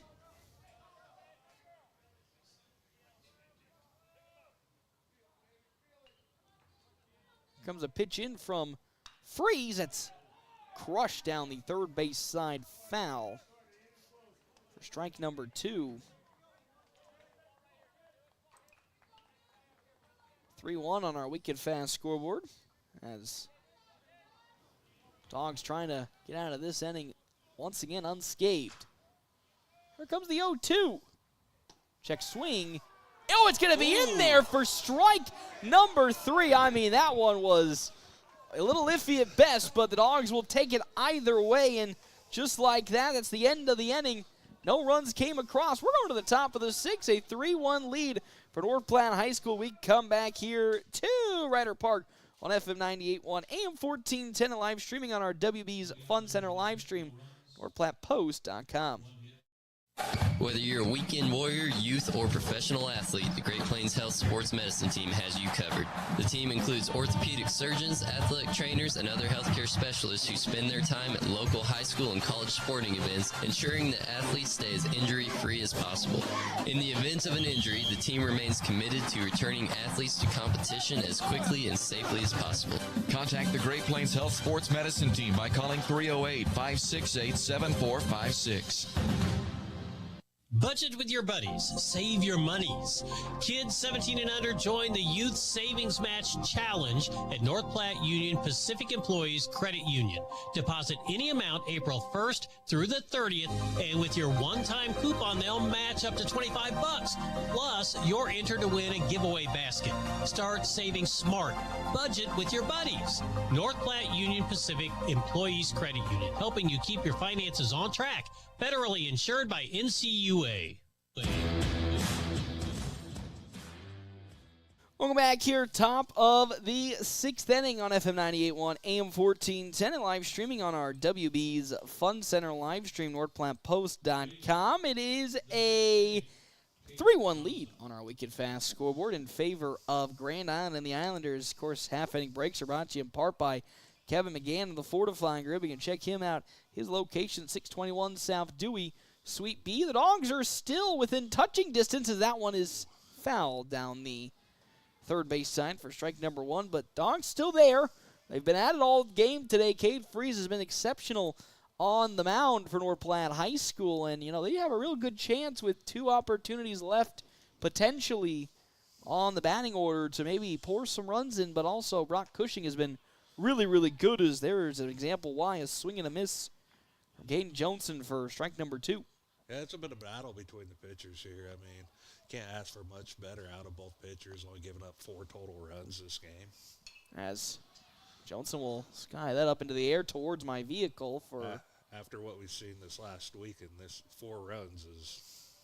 Yeah, with the craziness that has been ensued by the hit brigades of every team, the fact that the Dogs face the number 4 team in the state and only so far have given up 3 runs is pretty good, as Johnson will swing and miss on a pitch that was high and tight inside for out number 1. Is now up to bat comes Dean McIntyre for North Platte High School. He's 0 for 2 today. He grounded out to Dinkelman in his first plate appearance and then struck out swinging in his second. And the beautiful thing out there is what plagued them last week, and the errors. Yeah. They're still at a 0. Still no errors today for North Platte High School, as Cushing's pitch is low and away for ball 1. And very clean game. Really, ever since even the Malcolm game in general was also a pretty clean game. They had only 1 attributed error to them as a team, as McIntyre skies one up to Gabe Ruiz on over at first. He's running for it, but it's going to fall just in front of the North Platte dugout for strike number 1. It looks like he hit something over there, too. Looks like he might have ran into the fencing as time is called. Nope, he's back up. And he's limping. Limping a little bit as he barreled into it. Looked like the post of the dugout. There's a couple of pretty hefty concrete posts over on the away dugout, and he might have went and collided with one of them on maybe the knee area of the way that he's holding right now. And that's one of the names we've known for feels like a years. millennia at this point. You know, there's a couple of names that have been so prominent within the area of baseball, Cole Throckmorton being one of them, Bryce Anderson, Gabe Ruiz, Barrientos, Kostler being, I got Bosshammer. There's just so many prominent names here in the baseballing world. especially in the Tri-City region. Yeah. So the count's 1-1 to Dean McIntyre with one out here in this top of the sixth inning. Ruiz seems to be A-OK, which is the good part. Okay. Of course, you never, no matter who your allegiances are, you never want to see an injury, as the 1-1 to McIntyre is slowly grounded. Good glove up there from Ruther. Throw to first. Will not be in time as he's going to actually sneak away from Gabe Ruiz. It's going to get all the way to the fence right behind Ruiz, and that's a mistake for the Islanders. Their third error today, and it's crazy to say that the team that's making the most errors is actually going to be Grand Island, as we'll have a courtesy runner checking in with Tommy Haggart. One that usually comes in for either the pitcher or catcher on the courtesy run has been Tommy all season, and he's been, I think he's at 11 stolen bases this year. Joni's at like 14, 15. Right, he's third on the team, if I remember correctly, for Tommy Haggart. So that goes Joni, Peters, and Tommy. And then after that, I think it's Townsend and then Townsend and Hayes. Hayes are tied. Yeah, so now Landon Greeno comes up to bat. This is the game-tying run, actually, at the plate. And so far for Greeno, he's 1 for 1, a single in his first plate appearance to right field. Then he walked in his second. Has Tommy Haggart at second, courtesy running for McIntyre, as he'll turn one into left field, and it'll fall foul for strike number one in this top of the sixth. This is where we need Greeno to come up big here, though. He's done it all year. Let's get another one going here. Ever since he came to Nord Platte from Kearney, he's been a really exceptionally good hitter when pressure is on him. I'll thank Kearney for that. I was going to say, there's one thing that I will accept Kearney's gift from, and that is Landon Greeno, as he's been so crucial to this program, as that's going to be low for ball number one to Greeno. I mean, it's crazy to think what the things he does so well. He's a great bunter. He hits for good contact. And then also when the pressure's on and you need something to either be produced or for someone to bring some runs home, Landon Greeno's the name you want up to bat. Well, even when it comes to fielding. It's true. I mean, exceptionally good first baseman, as he fouls that off for strike number two. And then you can add his arm in there for pitching. I mean, what can't this man do? Can he do my taxes? I think I've even seen him play out. Oh my! Well, I would love to see that one. But he can do my taxes. He can field. He can hit. He can run. He can do the whole kit caboodle. So it's a 1-2 count to first baseman Landon Greeno. Tommy Haggart second with one out. Tommy Haggart going to take off. Throw it over to third. Will not be in time. As good jump from Haggart. A little bit of a slow throw from Verplank. And with that, Tommy Haggart successfully steals third base. And there's a runner in scoring position now for the Dogs with a 2-2 count. The only thing I haven't seen Greeno do is be a catcher. Actually, I have. Oh, man. I've seen it once. I think his very first year he was a catcher. He's just all he around. could play anything. When they say utility player, and there you go. Landon Greeno's name comes up. The 2-2 pitch to Greeno. That one's going to go into center field shallow, though, so Barriento's going to get up. Will Haggart tag? He will not. That's going to be a throw. Actually, probably would have been a good opportunity to tag. I think Coach Holm realized that, too. So there's going to be two down now in this inning. I don't blame Coach Holm. That was a shallow hit to center, so you're really playing with the devil here in terms of how good of a opportunity he is, and of course hindsight's 2020 on here this we got play. Another kid up here leading the team in the RBIs. I was going to say, now you go from Landon Greeno, who is a very good hitter, and how about Ty Hanneborg, who's having a strong season? We know, again, just like Caden Johnson, super good defensively, and just over the years his hitting has just been getting slowly better and better, as he'll see a ball from Cushing in the first pitch. And now with an opportunity to drive a run home, being Tommy Haggart just a few feet away at third base. The pitch to Hanneborg. Off speed, another one that's up high. Ball two. Cade Songster on deck with Tyler Townsend, so some more opportunities for North Platte if Hanneborg can keep the inning alive and maybe tie this game up here in the top of the sixth inning. 2-0. Make that 3-0 as Cushing So far in this at-bat, losing a little bit of his control. He's at 75 pitches, so he's not getting, I would say, too tired. It's efficient. You're in the 6th inning, 75 pitches. That's great. 3-0. Good bounce-back pitch to find the zone for strike one. Not great for us. I wish he was higher. But. Of course, but with the way this game has been going, I think you'd just continue to take what's been given as off goes Verplank to get a new catching glove. But don't hate what I see from Hanneborg in this at-bat. Just let Brock Cushing make the mistakes and miss the zone before he starts firing away with his swing. So it's 3-1 with 2 down. Tommy Haggard a few feet away at third base. Dogs trailing 3-1 to the Islanders. Really strong game. Again, if you compare this to last season where we were getting the doubleheader in Grand Island, first game, 22-0. Before the 5th inning. That's how bad it was last season. And the second game was a tough one, too. It was also, that was a little better, but still a tough one. The 3-1. Ooh, foul back from Hanneborg for strike 2. So you can see the good progression the Dogs have made in one season. And we get to see GI again here pretty soon. Yep, so after the doubleheader against Creighton this weekend, they'll be back for a doubleheader against the Dogs at home, which will be fun. We get Kearney after that, I believe. Yep, and then as well as another Lincoln team is that next pitch. Oh, in there. Strike number 3 is down goes Ty Hanneborg looking. That'll be the end of this inning, which means we're going to the bottom of the 6th. North Platte High School trailing Grand Island 3-1 when we come back here to Ryder Park on FM 98.1 and 1410 video live streaming on our WB's Fun Center live stream at NorthPlattePost.com.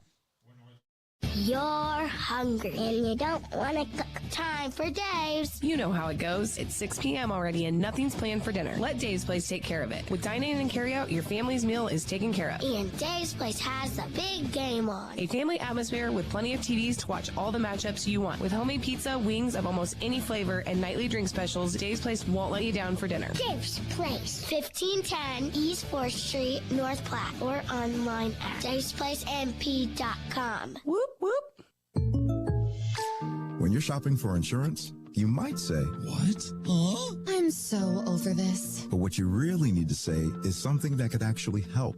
Like a good neighbor, State Farm is there. When you get a local State Farm agent, they can help make it easy and help you choose the coverage you need. Plus, they're available online, over the phone, or even in person. I'm so into this. This is Jack Morris. Call me today at 308-532-3500.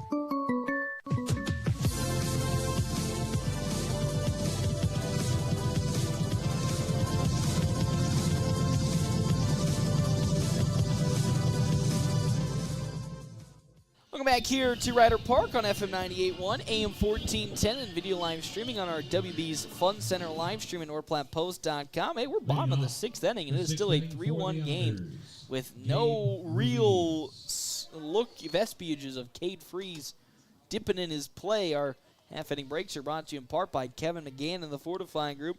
Check out Kevin McGann and the Fortifying Group. His location, 621 South Dewey, Suite B, as Gabe Ruiz comes up to bat. He has flew out to the opposite sides of the field in his 2 plate appearances to Tyler Townsend in his first at-bat, and then Jackson Peters in his second. He'll see a pitch that's down low, ball number 1. Freeze, 71 pitches, 41 strikes, 30 balls, and the next one is also down low for ball 2. And there you are, 6 innings, 70 pitch, 71, 72 pitches. Exactly what you were looking for. Of course, we remember the Malcolm game. Easton Geisler in the third was close to 100 pitches by that time. And we also had, even in the Norfolk game, we were high in pitches pretty quick. As that's a good bounce-back pitch from Cade Freeze to find the zone against first baseman Ruiz. 2-1. Gavin Ruther on deck with Endry Lorero in the hole. So, and I've gotten to watch Cade all the way through the junior program. This is by far the best game I've seen him pitch, and it's good to see. As that one smidge outside for ball 3 to Ruiz. So 3-1 the count with no outs. Again, no matter how bad this inning could go, because we've seen the Dogs really have some stinkers. There you go, putting that juju on us. Yeah, I know. While it may be some juju, it has to be brought up as the last 2 games, maybe even 3 games, the final ending the Dogs have played has always been a real stinker of an ending, and that's where the errors really start to mount and the pressure starts to tick up as we have a courtesy runner now coming in. It's Brody Davidson for Grand Island.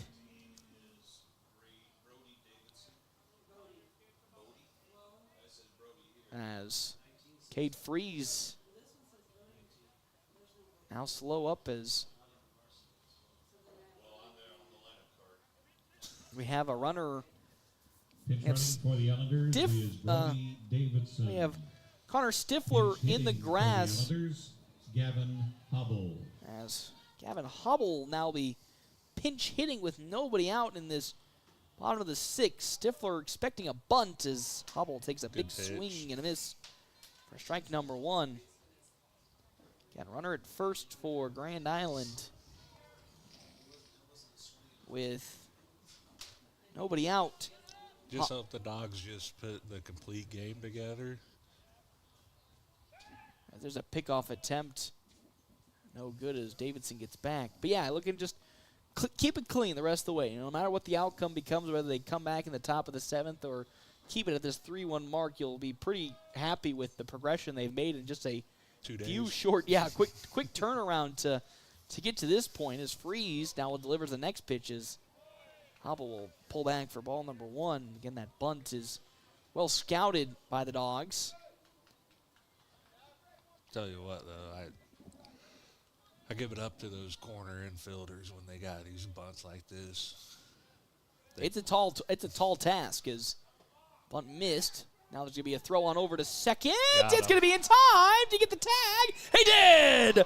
Beautiful play from the Dogs. I mean, Dean McIntyre double pumped as it didn't even look like Brody Davidson was really fully committed to that steal, and because of that, I think he got caught in no man's land. I was going to say he kind of got stuck in the middle of things, and because of that, Hubble misses the bunt.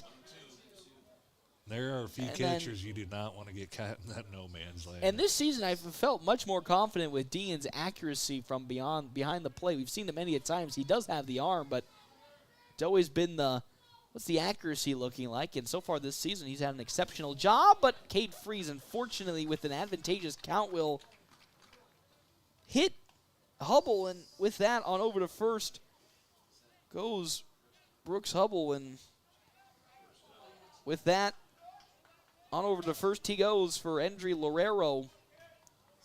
He's 0 for 2 today, grounded out in his first plate appearance and flew out in his second. As Hubble at first, as Freeze's first pitch is Titans signed for ball number 1 in the bottom of the 6th inning. Dogs will have one more chance on the offensive side of things next inning, as a pickoff attempt will get Hubble back. His pickoff attempt is kind of unique. It also helps that he's a left-hander, so he doesn't really need to pick off too many times as he stares down them straight in the eyes. The 1-0 from Cade Freeze. Pitch is outside for ball 2. 2-0 the count. As these 80 pitches. Tried a backdoor pick there, but ball had other decisions making. Unfortunately, couldn't hold on to it. There was Dean McIntyre. And there's a good bounce back from Freeze for strike number 1 of this at-bat to Lorero. Verplank on deck, and then Sam Dinkelman in the hole for Grand Island. 3-1 the score right now in the bottom of the 6th on our Wicked Fast scoreboard. 2-1. Grounder that is going to fall foul for the second strike. And now it's a 2-2 count to Lorero as Cade Freeze looking for his 4th strikeout today. If he can pull one off here and send Grand Island to their last out of this bottom of the 6th. Of course, has to convert. As he'll take a breath, glance on over at first twice and deliver. At off speed, fortunately slips too far away from where it was intended to, and now it's a 3-2 pitch to Lorero. Of course, we talk about a clean ending would not be a good start if he walks Lorero. The 3-2 pitch. That one skied up into the heavens. Calling for it is Landon Greeno. He gets underneath it and gloves it for out number 2. And I think that's the good thing that we've been seeing, I think, in this game has been the communication from the Dogs. You know, the mistakes, while have not been super plenty, their talk when it comes to people getting close to each other has been louder, not much more, but louder, as well as easy enough for somebody to read and identify. This is a different team than that was on the field Saturday. Which is crazy. which is probably mind-boggling for Coach Holm in the worst way possible, but also really good because you know it's still in them as you're seeing the growth with them. Yes. It's this team tonight has been dialed in. 3-1 ball game. They're still in it. As now it's 2 down. Trent Verplank up to bat. Now at a 1-1 count. Verplank flew out in his last plate appearance. He walked in his first. Dinkelman on deck with Ian Ahrens in the hole for North Platte High School with 2 down. The pitch. That's too low. There's ball 2 to Trent Verplank. Brooks Hubble still at first base. Getting plinked by Cade Freeze. Freeze will step off, though, and resettle in. Stifler is on the grass, potentially with a short play here from Verplank as the 2-1 in there for strike number 2. A little bit of a lucky call there for Cade Freeze. Hey, I'll take luck. It looked a little outside, but as it's 2-2 now to the catcher, Verplank. As Freeze, long glance to Hubble at first. Delivers. Ooh, does not get the dip that Freeze was looking for, and with that, it's now 3-2 to Verplank. But still, a prime opportunity here for Cade Freeze. 3-2 with 2 outs, runner at first being Brooks Hubble. 3-1 lead on our Wicked Fast scoreboard in favor of North Platte High School. As Freed, another long glance at first. Into the motion. Oh, that goes up into center field for a base hit. Hubble's going to make his way around second and on to third. Great throw from Caden Johnson, though, and it won't work as was a single going to means then Verplank gets to second on the throw, but beautiful hit right up the middle for Trent Verplank. Puts 2 runners in scoring position for the Islanders as out comes head coach Ricky Holm, and that'll be the end for one Cade Freeze. As Landon Greeno will now be taking over on the mound for the Dogs here today. As, again, so you're going to see Landon Greeno, another lefty, on the mound for North Platte High School. And Freeze will go over to first. Cade pitched a great game.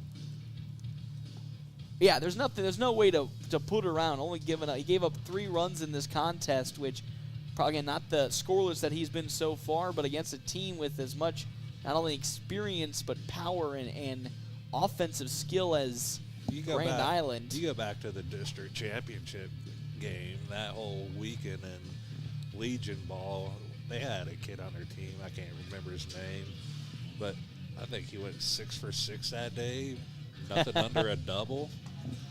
So, for Cade Freeze, again, to come in this situation against a ranked opponent, probably one of the best opponents they'll see all season, and, again, give up 6 hits biggest and game 3 runs. Yeah, in his career. That is an agree. This is the biggest game that Cade Freeze has pitched in his career, and to only give up the 3 runs on the 6 hits, got to be pretty happy. But also, give it up to the Bulldogs defense for not committing the errors that they had against Norfolk that really cost Caden Johnson his relief start, because same thing happened. Johnson came in relief for Dean McIntyre, pitched flawlessly before a couple of big outfield errors really cost those runs to come across in the Ultimate Dogs 13-11 defeat. And they were errors you just normally don't see from Peter this stumbling dog out team. in center field, Stifler and then Stifler and then Songster in left and third, just not communicating well enough to catch a ball, and with that, again, that resulted in a loss. But so far today, they only have zero. ones. Yeah, have zero. You're gonna love it.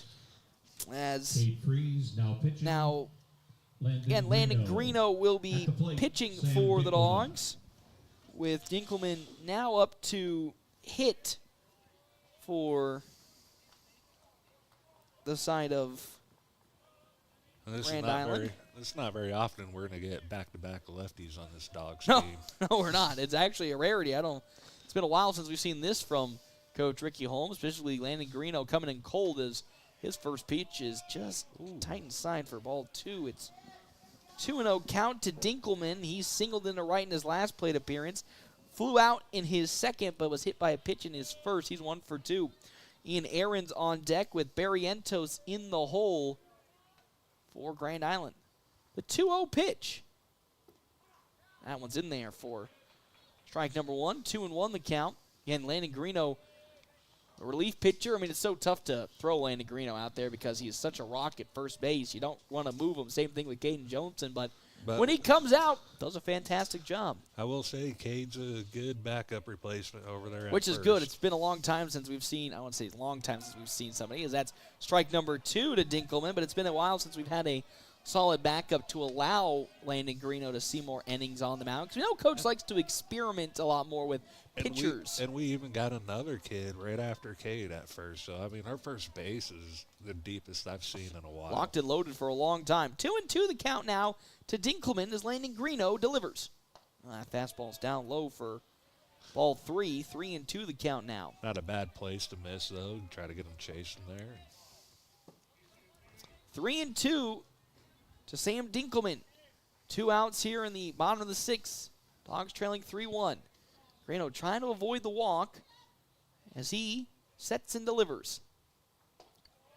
That's high. Ball 4, almost in the exact same spot that they called for one of the strikes in this at-bat, but the bases are now loaded for up to bat being Ian Aarons, grounded out in his last plate appearance, but did single in his first 2. As Barrientos on deck, and then Sam Schroeder in the hole for the Islanders as Greeno trying to find that elusive last out of this inning, which is, again, been a plague for the Dogs this year. I think that Barrientos is one we know pretty well, too. As there's a fastball in there, strike number 1, as both North Platte Community College and North Platte High School have, in some of the worst metrics, or not worst metrics, but worst tendencies, have struggled to find the final out of innings when they need it most, as that fastball is in the dirt for ball 1. So 1-1 the count now to Ian Aarons. With the bases loaded for Grand Island, bottom of the 6th inning, they lead 3-1 on our Wicked Fast scoreboard. 3 runs, 6 hits, 3 errors for the Islanders. 1 run, 3 hits, no errors for North Platte High School. Here comes the 1-1. Beautiful off-speed in there for strike 2. I mean, Landon Greeno coming in pretty cold. His off-speed's looking really strong with its placements, and I think that was the one thing he was looking to work on this offseason, or something I wanted him to see work on, was his placements of his off-speeds, and looking good today. They're looking great. Probably the best movement I've seen on them all year. 1-2 going to be dribbled, gloved up by Ty Hannibord. Throw to first is not going to be in time, so a run's going to come across. That's an unfortunate slow dribbler that gets to Ty Hannibord, but not before a run comes across for Grand Island. It's now 4-1 on our Wicked Fast scoreboard. 7th hit today for the Islanders. If you're going to get an infield hit, that's the place you put it at, because it's a hard play to make for a second baseman. Deepest place for, and of course the Dogs have a tendency to keep their second baseman a little closer to first. As here comes Barrientos, was intentionally walked in his last plate appearance. Has the bases still loaded. We'll see a pitch in there. Strike number 1 from Landon Greeno. Yeah, I know this kid hurt us last summer. 0-1, 2 down. Bottom of the 6th, 4-1 lead for Grand Island as Greeno delivers. In there, strike 2 at around the knees. So to Broxton Barrientos, it's a 0-2 count with the bases loaded and 2 down. Verplank at third, Dinkelman at second, Aarons at first for Grand Island. The 0-2. Swing! Got him. Miss. Down goes Barrientos, and that's how this inning comes to an end. 1 run did come across for Grand Island. We're going to the top of the 7th. Can the Dogs answer back and tie this up? You'll have to find out. We come back here to, of course, 1 Ryder Park on FM 98.1 and AM 1410. Spring is here. The sun is shining, flowers are blooming, and every time the wind blows, you feel it inside. And that foggy glass? No, that's not morning dew. It's a sign it's time for an upgrade. Good news. Larry's Glass in North Platte, a locally and veteran-owned business, has the expertise to upgrade those old windows with crystal clear views and energy efficiency to keep your home comfortable all year round. Enjoy spring without the indoor breeze. Call Larry's Glass today or stop by 211 West 5th in North Platte, where quality meets clarity. Hi, this is Dr. Tom Pratt from Pratt Dental. We're a family-oriented dental office that offers affordable dental services in a friendly, relaxed environment. Senior pictures and wedding season will be here soon. Your smile should be on display. It shouldn't be a distraction, but a highlight. Whitening can help you get that beautiful smile. Come see us today for your custom whitening solution. Pratt Dental, making healthy smiles at the corner of Francis and Willow, online at prattdental.com and at facebook.com/prattdental.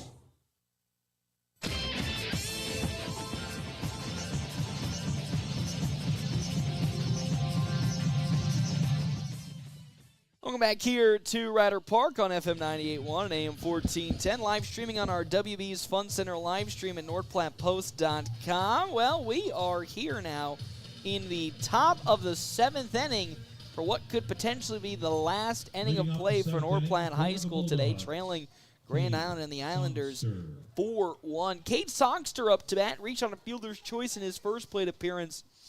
Grounded out to Ruiz in his second. Flew out to Ruiz, is still on the mound here. Brock Cushing, 78 total pitches, 54 strikes to 24 balls as Verplank will come back out to get set at catcher. On deck, Tyler Townsend with Logan Hayes in the hole on North Platte High School. As time's going to be called as Songster gets reset, and so does Cushing. They'll get the sign and deliver the first pitch in. In there, strike number 1 to Cade Songster. I'd like to see him get a big hit right here. You know, it's fun to see the young guys get this action, whether they be freshmen or sophomores, because it's one of those things that shows just how well-deservedly it is that he swings and misses on a pitch that skirts out the zone last second. It's 0-2 now to the freshman Cade Songster. He's 1 of 3 on the roster on the varsity. And he's getting the most opportunity out of the 3. As he swings and misses for strike number 3. So down goes Songster swinging, and it's one of those situations that the young fella just hasn't been in too many times, taking 2 big swings on pitches that are way out the zone. And while it stings now, of course, he'll continue to learn. And again, 1 of 3 freshmen on the varsity roster that sees consistent playing time. I think that's the real key thing, is he's seeing consistent playing time to exponentially grow his portfolio and resume, as that's a pitch that will be in for strike number 1 to right fielder Tyler Townsend from Brock Cushing. Townsend can come up big right here. I've seen him do it before. I was going to say, the very first season of Legion Ball that he appeared in, hit a big home run against McCook in his first at-bats. As you'll see another pitch down around the corner for strike number 2. It's 0-2 the count now to Tyler Townsend. Here comes said pitch. Outside for ball number 1. It's 1-2 the count. With the home plate umpire, Jim, you know where Jim it Leland, misses. you know where it's going. The 1-2. That There one's it going to is. go into left field, but it carries too much, and it's gloved for out number 2. And that seems to be the unfortunateness of today's games. There's been a couple of big, loud hits from the Dogs, but they've unfortunately just been carried too far, and there's out number 2 with Logan Hayes now up to bat for what could be the final time today for the varsity squad. Now batting, Hayes so far has flown out twice, to Dinkelman in his first at-bat and then to Ruiz at his second. He had a big summer, too, this year, so I know he has it into him to get a great hit right here. First pitch to Logan Hayes is up high for ball number 1. It's 1-0 the count now. Connor Stifler on deck, who's had a pretty productive day for the Dogs. And then Jackson Peters in the hole. Make that 2-0 the count to Hayes.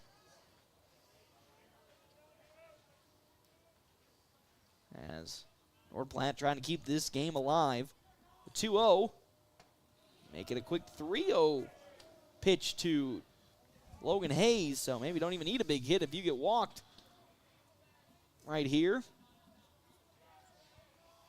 The windup from Cushing. Good pitch. In there. Strike number 1 around the knees. 3-1 with 2 down. And after the conclusion of this game, the JV squad will be batting up. 3-1.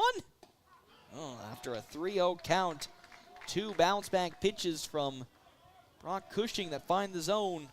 The 3-2 pitch on its way. Into center field it goes.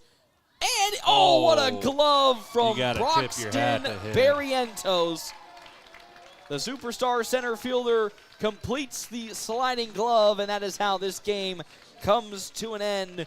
North Platte High School does fall to Grand Island 4-1, but TJ Haggard got to be pretty happy with this overall performance because this is a great Grand Island squad, and to only give up the 4 runs on 7 hits after the weekend that felt like a barrage of offense from any team that walked into Billwood Field. Got to be pretty happy with how it turned about. Yeah, and I mean, after watching the day's game, I mean, quick turnaround, 48 hours later, you're back on the field with number 4 team in the state. On the road even. And you're taking them to the limit. I mean, a lot of people could have chalked this game up being a rout and calling it over. Yeah, especially after last year's games where it was legitimately a rout, 22-0, and then I think maybe a 11-2 game. So it could have gone that way, but the Dogs decided that, hey, that's not what we're going to be seeing today. And with that, they do come away with the loss, but holistically got to be pretty proud of how they played. And that just shows you the maturity Yep. right there. I mean, they could have came into this game all out. We could have handed it in or shipped it in. You watch, you look at that scoreboard right there, 4-1. 3 hits, no errors. And you look at Grand Island 4-7-3. I mean, your team was given the opportunity to convert. And that's just one of the things where sometimes you're not able to convert, which isn't a bad thing in this sport. It sometimes happens from time to time, and an opportunity for the Dogs to use this game as maybe the launching pad going forward, as they are, I wouldn't say still searching for answers, but haven't been. Really, actually are a little bit searching for reasons. Maybe they got some answers right there with this game. I believe they did. Yeah. And the answers in terms of just the... You can compete. Yes. That's the huge and I think that's what they needed to see, because so far this season has been a lot of topsy-turvy roller coaster where you've had to see some great offense be put together to even be in some games. So the fact that you can now sit there and be like, hey, we can play with the best of them with some good pitching. And there was. I mean, Cade went out there, threw a really great game. I mean, he has nothing to hang his head out. I mean, no one on that team has nothing to hang their heads on. No, there shouldn't be a sad thought in their mind outside of, dang, wish we got the victory against this Grand Island team. But it was a 4-1 victory for the Islanders. 4 runs, 7 hits, 3 errors for Grand Island. They left 8 stranded compared to the Dogs, who were 1 run, 4 hits, no errors. They left 4 stranded. We'll step aside and take a break. We come back. Quick stop post-game show right here, FM 98.1, AM 1410, and live streaming on our WB's Fun Center live stream at NorthPlattePost.com. The DNN Event Center wishes everyone a great sports season. With North Platte and Nebraska weather, things change quickly and can make our lives a little more difficult. Thank goodness for the DNN. The DNN offers hourly rentals for all types of sports practices, including turf, courts, batting cages, and equipment usage. Call the DNN Event Center to schedule your team's practice times and for more league information for all sports seasons. For over 30 years in our community, for your next event, the DNN Event Center. Hometown banking with hometown people. Equitable Bank. Obtaining a home home loan is easier from your hometown bank. Equitable offers service at its finest. Our team will help you every step of the way. You can even start the process online at equitableonline.com. This is Kaylee Bargeman, Mortgage Loan Officer. I take pride in helping you make the largest and most important purchase of your lifetime. Hometown banking with hometown people. Equitable Bank. Member FDIC, Equal Housing Lender. Hands of Heartland has offered support and services for those with developmental disabilities in Nebraska since 1998 and is now bringing those services to the North Platte area. Residential services, respite services, community services, and even day services. Hands of Heartland offers a full array of services from 24-hour supports to just a few hours per week. Learn more today online at handsofheartland.com. That's handsofheartland.com. Hands of Heartland, providing creative opportunities to live and grow. Starting something new can be challenging. At Mid-Plains Community College, we see what it takes to build your dreams and through our educational instruction, make them a reality. Whether you are learning a new skill that can take your professional career to the next level, or you're looking to change your life through our educational offerings, you can build a successful future. Enroll today and begin transforming your future at mpcc.edu. That's mpcc.edu.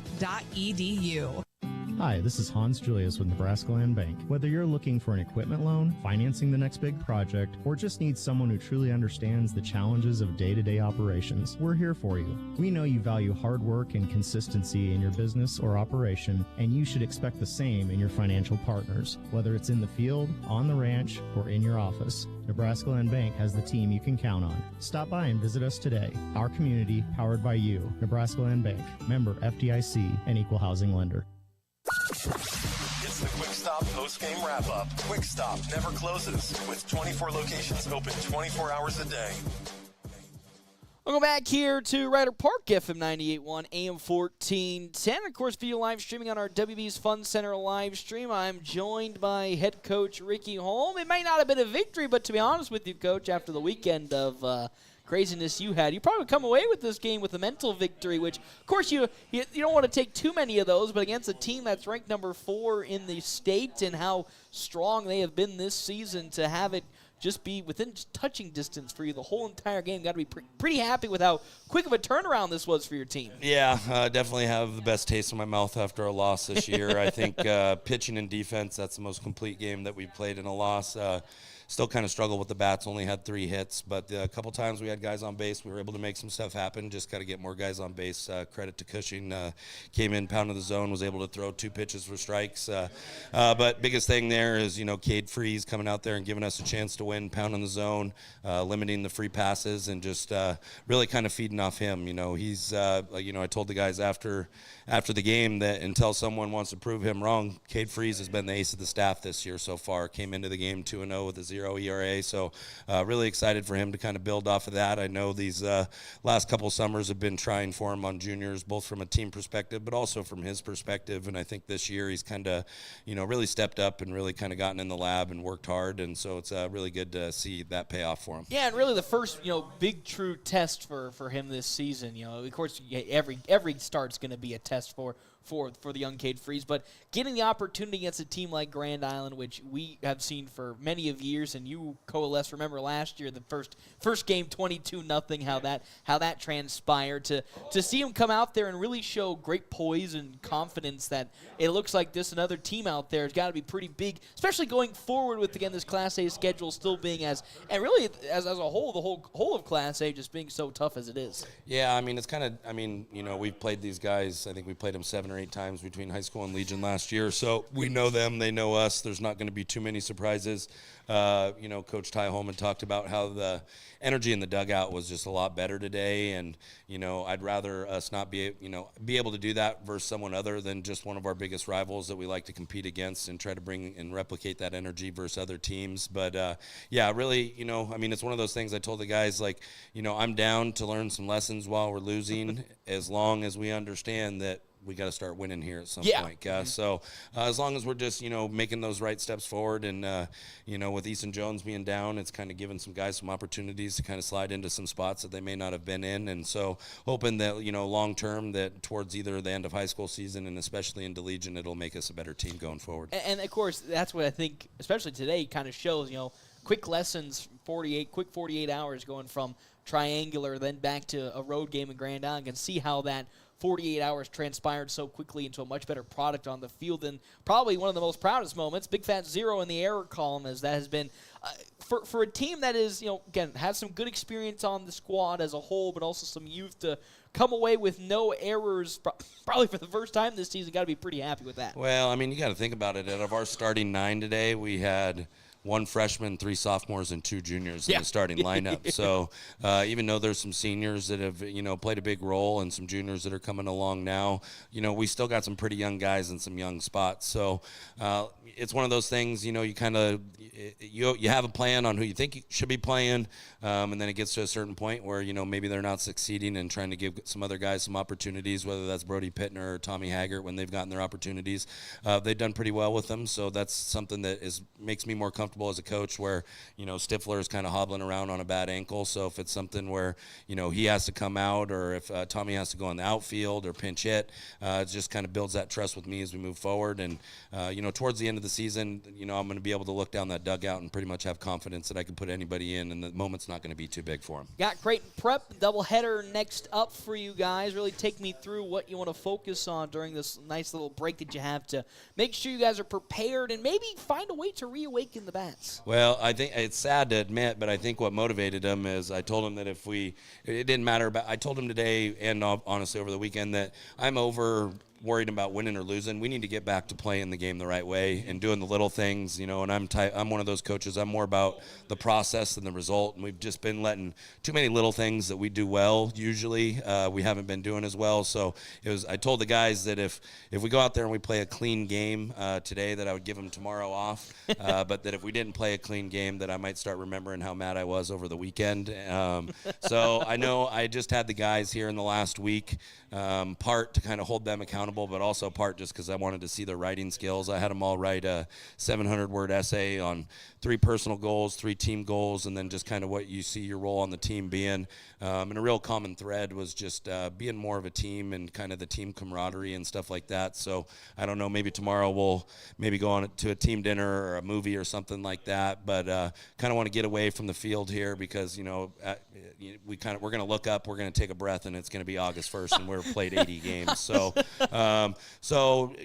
still working on what we want to do as a team. It was a very common goal throughout the team, was that wanting to become more of a team and better camaraderie. So even though we may not be on the baseball field tomorrow, hopefully we could, get a little better and something that we wanted to improve on. And again, those little small things that people don't really take into account really do make a difference. You hear all those stories, Major League stuff about, the one little vacation they took or the one retreat that they took really turned the season around. So hoping that just even a little thing like that can really bring the light to some of the, not only the team camaraderie, but also some of the other things on the field as well. Yeah, as a coach, when you start, losing the way we've been losing, I mean, you start questioning reality and whether I should be coaching football instead of baseball. So, I mean, and I'm sure the players have been doing that as well, and it's not something, I'd like to think that, I know a fair bit, but I know enough to know that I don't know it all, and there's definitely some things that I need to improve on as well, as far as, either leaving pitchers in too long or getting pitchers out or making sure I get the right guy up for a pinch hit. So it's something that I'm learning as well, and it's something that I'm actively going to be trying to improve because,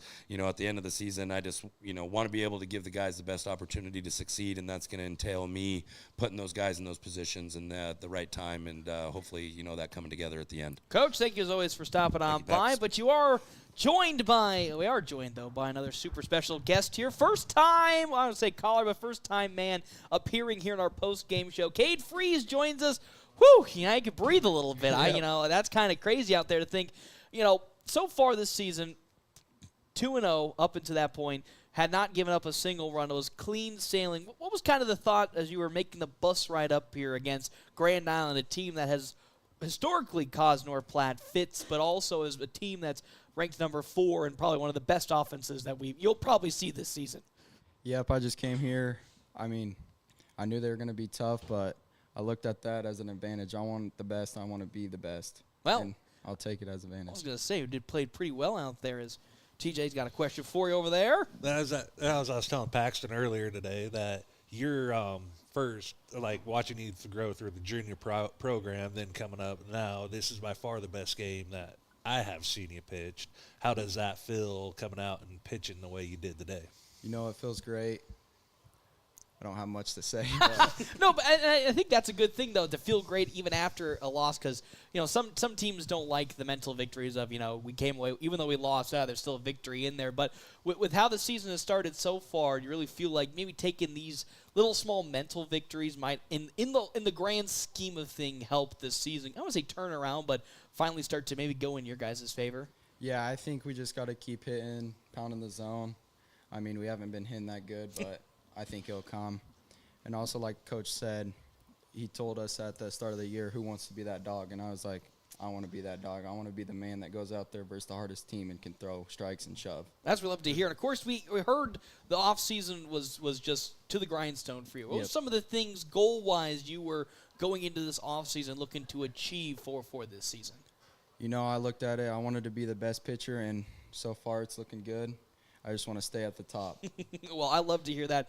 Kate, as always, thank you so much for stopping on by. Can't wait to see more of you in action. As, of course, that'll do it then here for our Quick Stop postgame show. 27 locations open 24 hours a day. Dogs fall to Grand Island 4-1 in 7 innings. But really, I think holistically a positive to take away from this game. There's so many things you can look at. Of course, we still have question marks about when are the bats going to come alive. And that's kind of been a thing that's plagued not only North Platte High School, but also the FMEO Nationals for spurts of this season is when is the offense going to keep coming to it, which holistically I'm not too worried about in the grand scheme of things. It's more about who can we find as valuable pitchers with, of course, Easton Jones, who was coming into the season as de facto ace, again, out all the way till district time. But you never know. I mean, next man up mentality, just like Cade said. He wanted to come in and be top dog, and, I mean, He's clearly looking it out there. And the same thing with somebody like, Jake Kincaid. There's so many names that, I don't want to say we wouldn't have been able to see, but they wouldn't have gotten the opportunity that they've gotten so far. If you would have told me at the beginning of the season that, like, Cade Freeze is going to be your top pitcher at this point, I wouldn't have thought it. But he has coming out. He has proven that he's that top pitcher. I mean, if you would have told me that Jake Kincaid was coming in on relief like that. And was looking pretty consistent at relief as well. And he's looked at really good for, I mean, I don't know how much he pitched in travel ball, but I don't think he pitched from what I've heard ever since middle school, I mean, he didn't pitch even in travel ball from what Coach Holmes told me. He has not pitched too much. You got a kid that is a sophomore that really hasn't pitched, and he's pitching in a Class A schedule. Yeah, and he's looking pretty good. And then you've got the returning guys. Landon Greeno looks good out there. You can see the improvement on some of his pitches. Caden Johnson came in, and yes, while he gave up those runs in that Norfolk game in the latter half of the inning, up until that point was pitching perfect out there. Yeah. So, and then even though Easton Geisler got a little rocked against Norris, Easton's looked really good. He's this also year. you can see that his consistency with his getting the balls into the zone has been much better, because that was the problem last year for Geisler, was that he just struggled to get pitches consistently into the strike zone, and this year looks 10 times better than last year. Last year he was coming off that torn labrum, so yeah. I mean this year he's got fully healthy, full season into it, and I mean Dogs are looking in a positive direction. I mean, if you looked at Saturday, you were thinking, like, we're not going in a positive direction at this rate. After you come to today, I mean, yeah, the hits weren't there, but the big inning wasn't there. We didn't give up the big inning. They didn't give up the 5 errors. Yep. Yeah, but I mean, they held the number 4 team in the state to 4 runs. 7 hits. 7 hits. You'll take that any day of the week. If you're going to play like that, you're going to beat them more times than you're going to lose. Yep, and most certainly. And we've seen the Dogs' offense come alive at certain points. Yeah, it's a bit spotty in terms of when it decides to come alive, but we've, just like with the pitching, we've seen that it can happen. It's just finding ways to consistently get it to happen, and that's maybe, again, with how the youth of this team and how many freshmen, sophomores, juniors are on this squad, it just takes time. Yeah, there's 3 freshmen. You got your big sophomore group and I mean, your infield, you got your left half of the infield is youth. Is sophomores. Yeah. And some of the most important positions as well. Your shortstop and third base are crucial in a defensive setting for a baseball field. So there's going to be, of course, some lumps and some growing pains. It's about how can they continue to learn from those lumps and growing pains. And I think they took a big step forward today on that growing. Now the question becomes... the pain still might be there. Yes, but the question becomes, can they consistently continue that? Because it doesn't get any easier from this point. You'll face Creighton Prep, who's a top 10 team on Saturday in a doubleheader in Creighton. Then you'll welcome Grand Island back again in North Platte for a doubleheader. That's going to be it right there. I mean, you're facing Grand Island 3 times in a week. Which is crazy. I mean, it happens all the time, but it's still crazy to think that. You're just sitting there going like, I mean, your next 4 or 5 games, we'll count top the day, 10 teams. Top 10 teams. And both of them are near 500, or if you're in the case of Creighton Prep, you're below 500. But look at the teams they've lost to. I mean, that's one of the benefits of being out in the eastern part. You don't have to travel far. But, I mean, overall, Dogs look great today. I mean, get a day off tomorrow, it sounds like. Get the ice cream without the sprinkles, but I'll get myself some sprinkles. I don't know about you. But, TJ, thank you so much, as always, for stopping on by. Dogs fall to Grand Island and the Islanders for number 1 here, 4-1 on our Quick Stop post-game show. 27 locations open 24 hours a day. Quick Stop always open right around the corner. Hey, we will see you all actually on Wednesday for some North Platte Community College softball as the Knights welcome in Northeastern Junior College for a doubleheader with our Quick Stop pregame, of course, starting at 2 o'clock, live, FM 98.1 and AM 1410.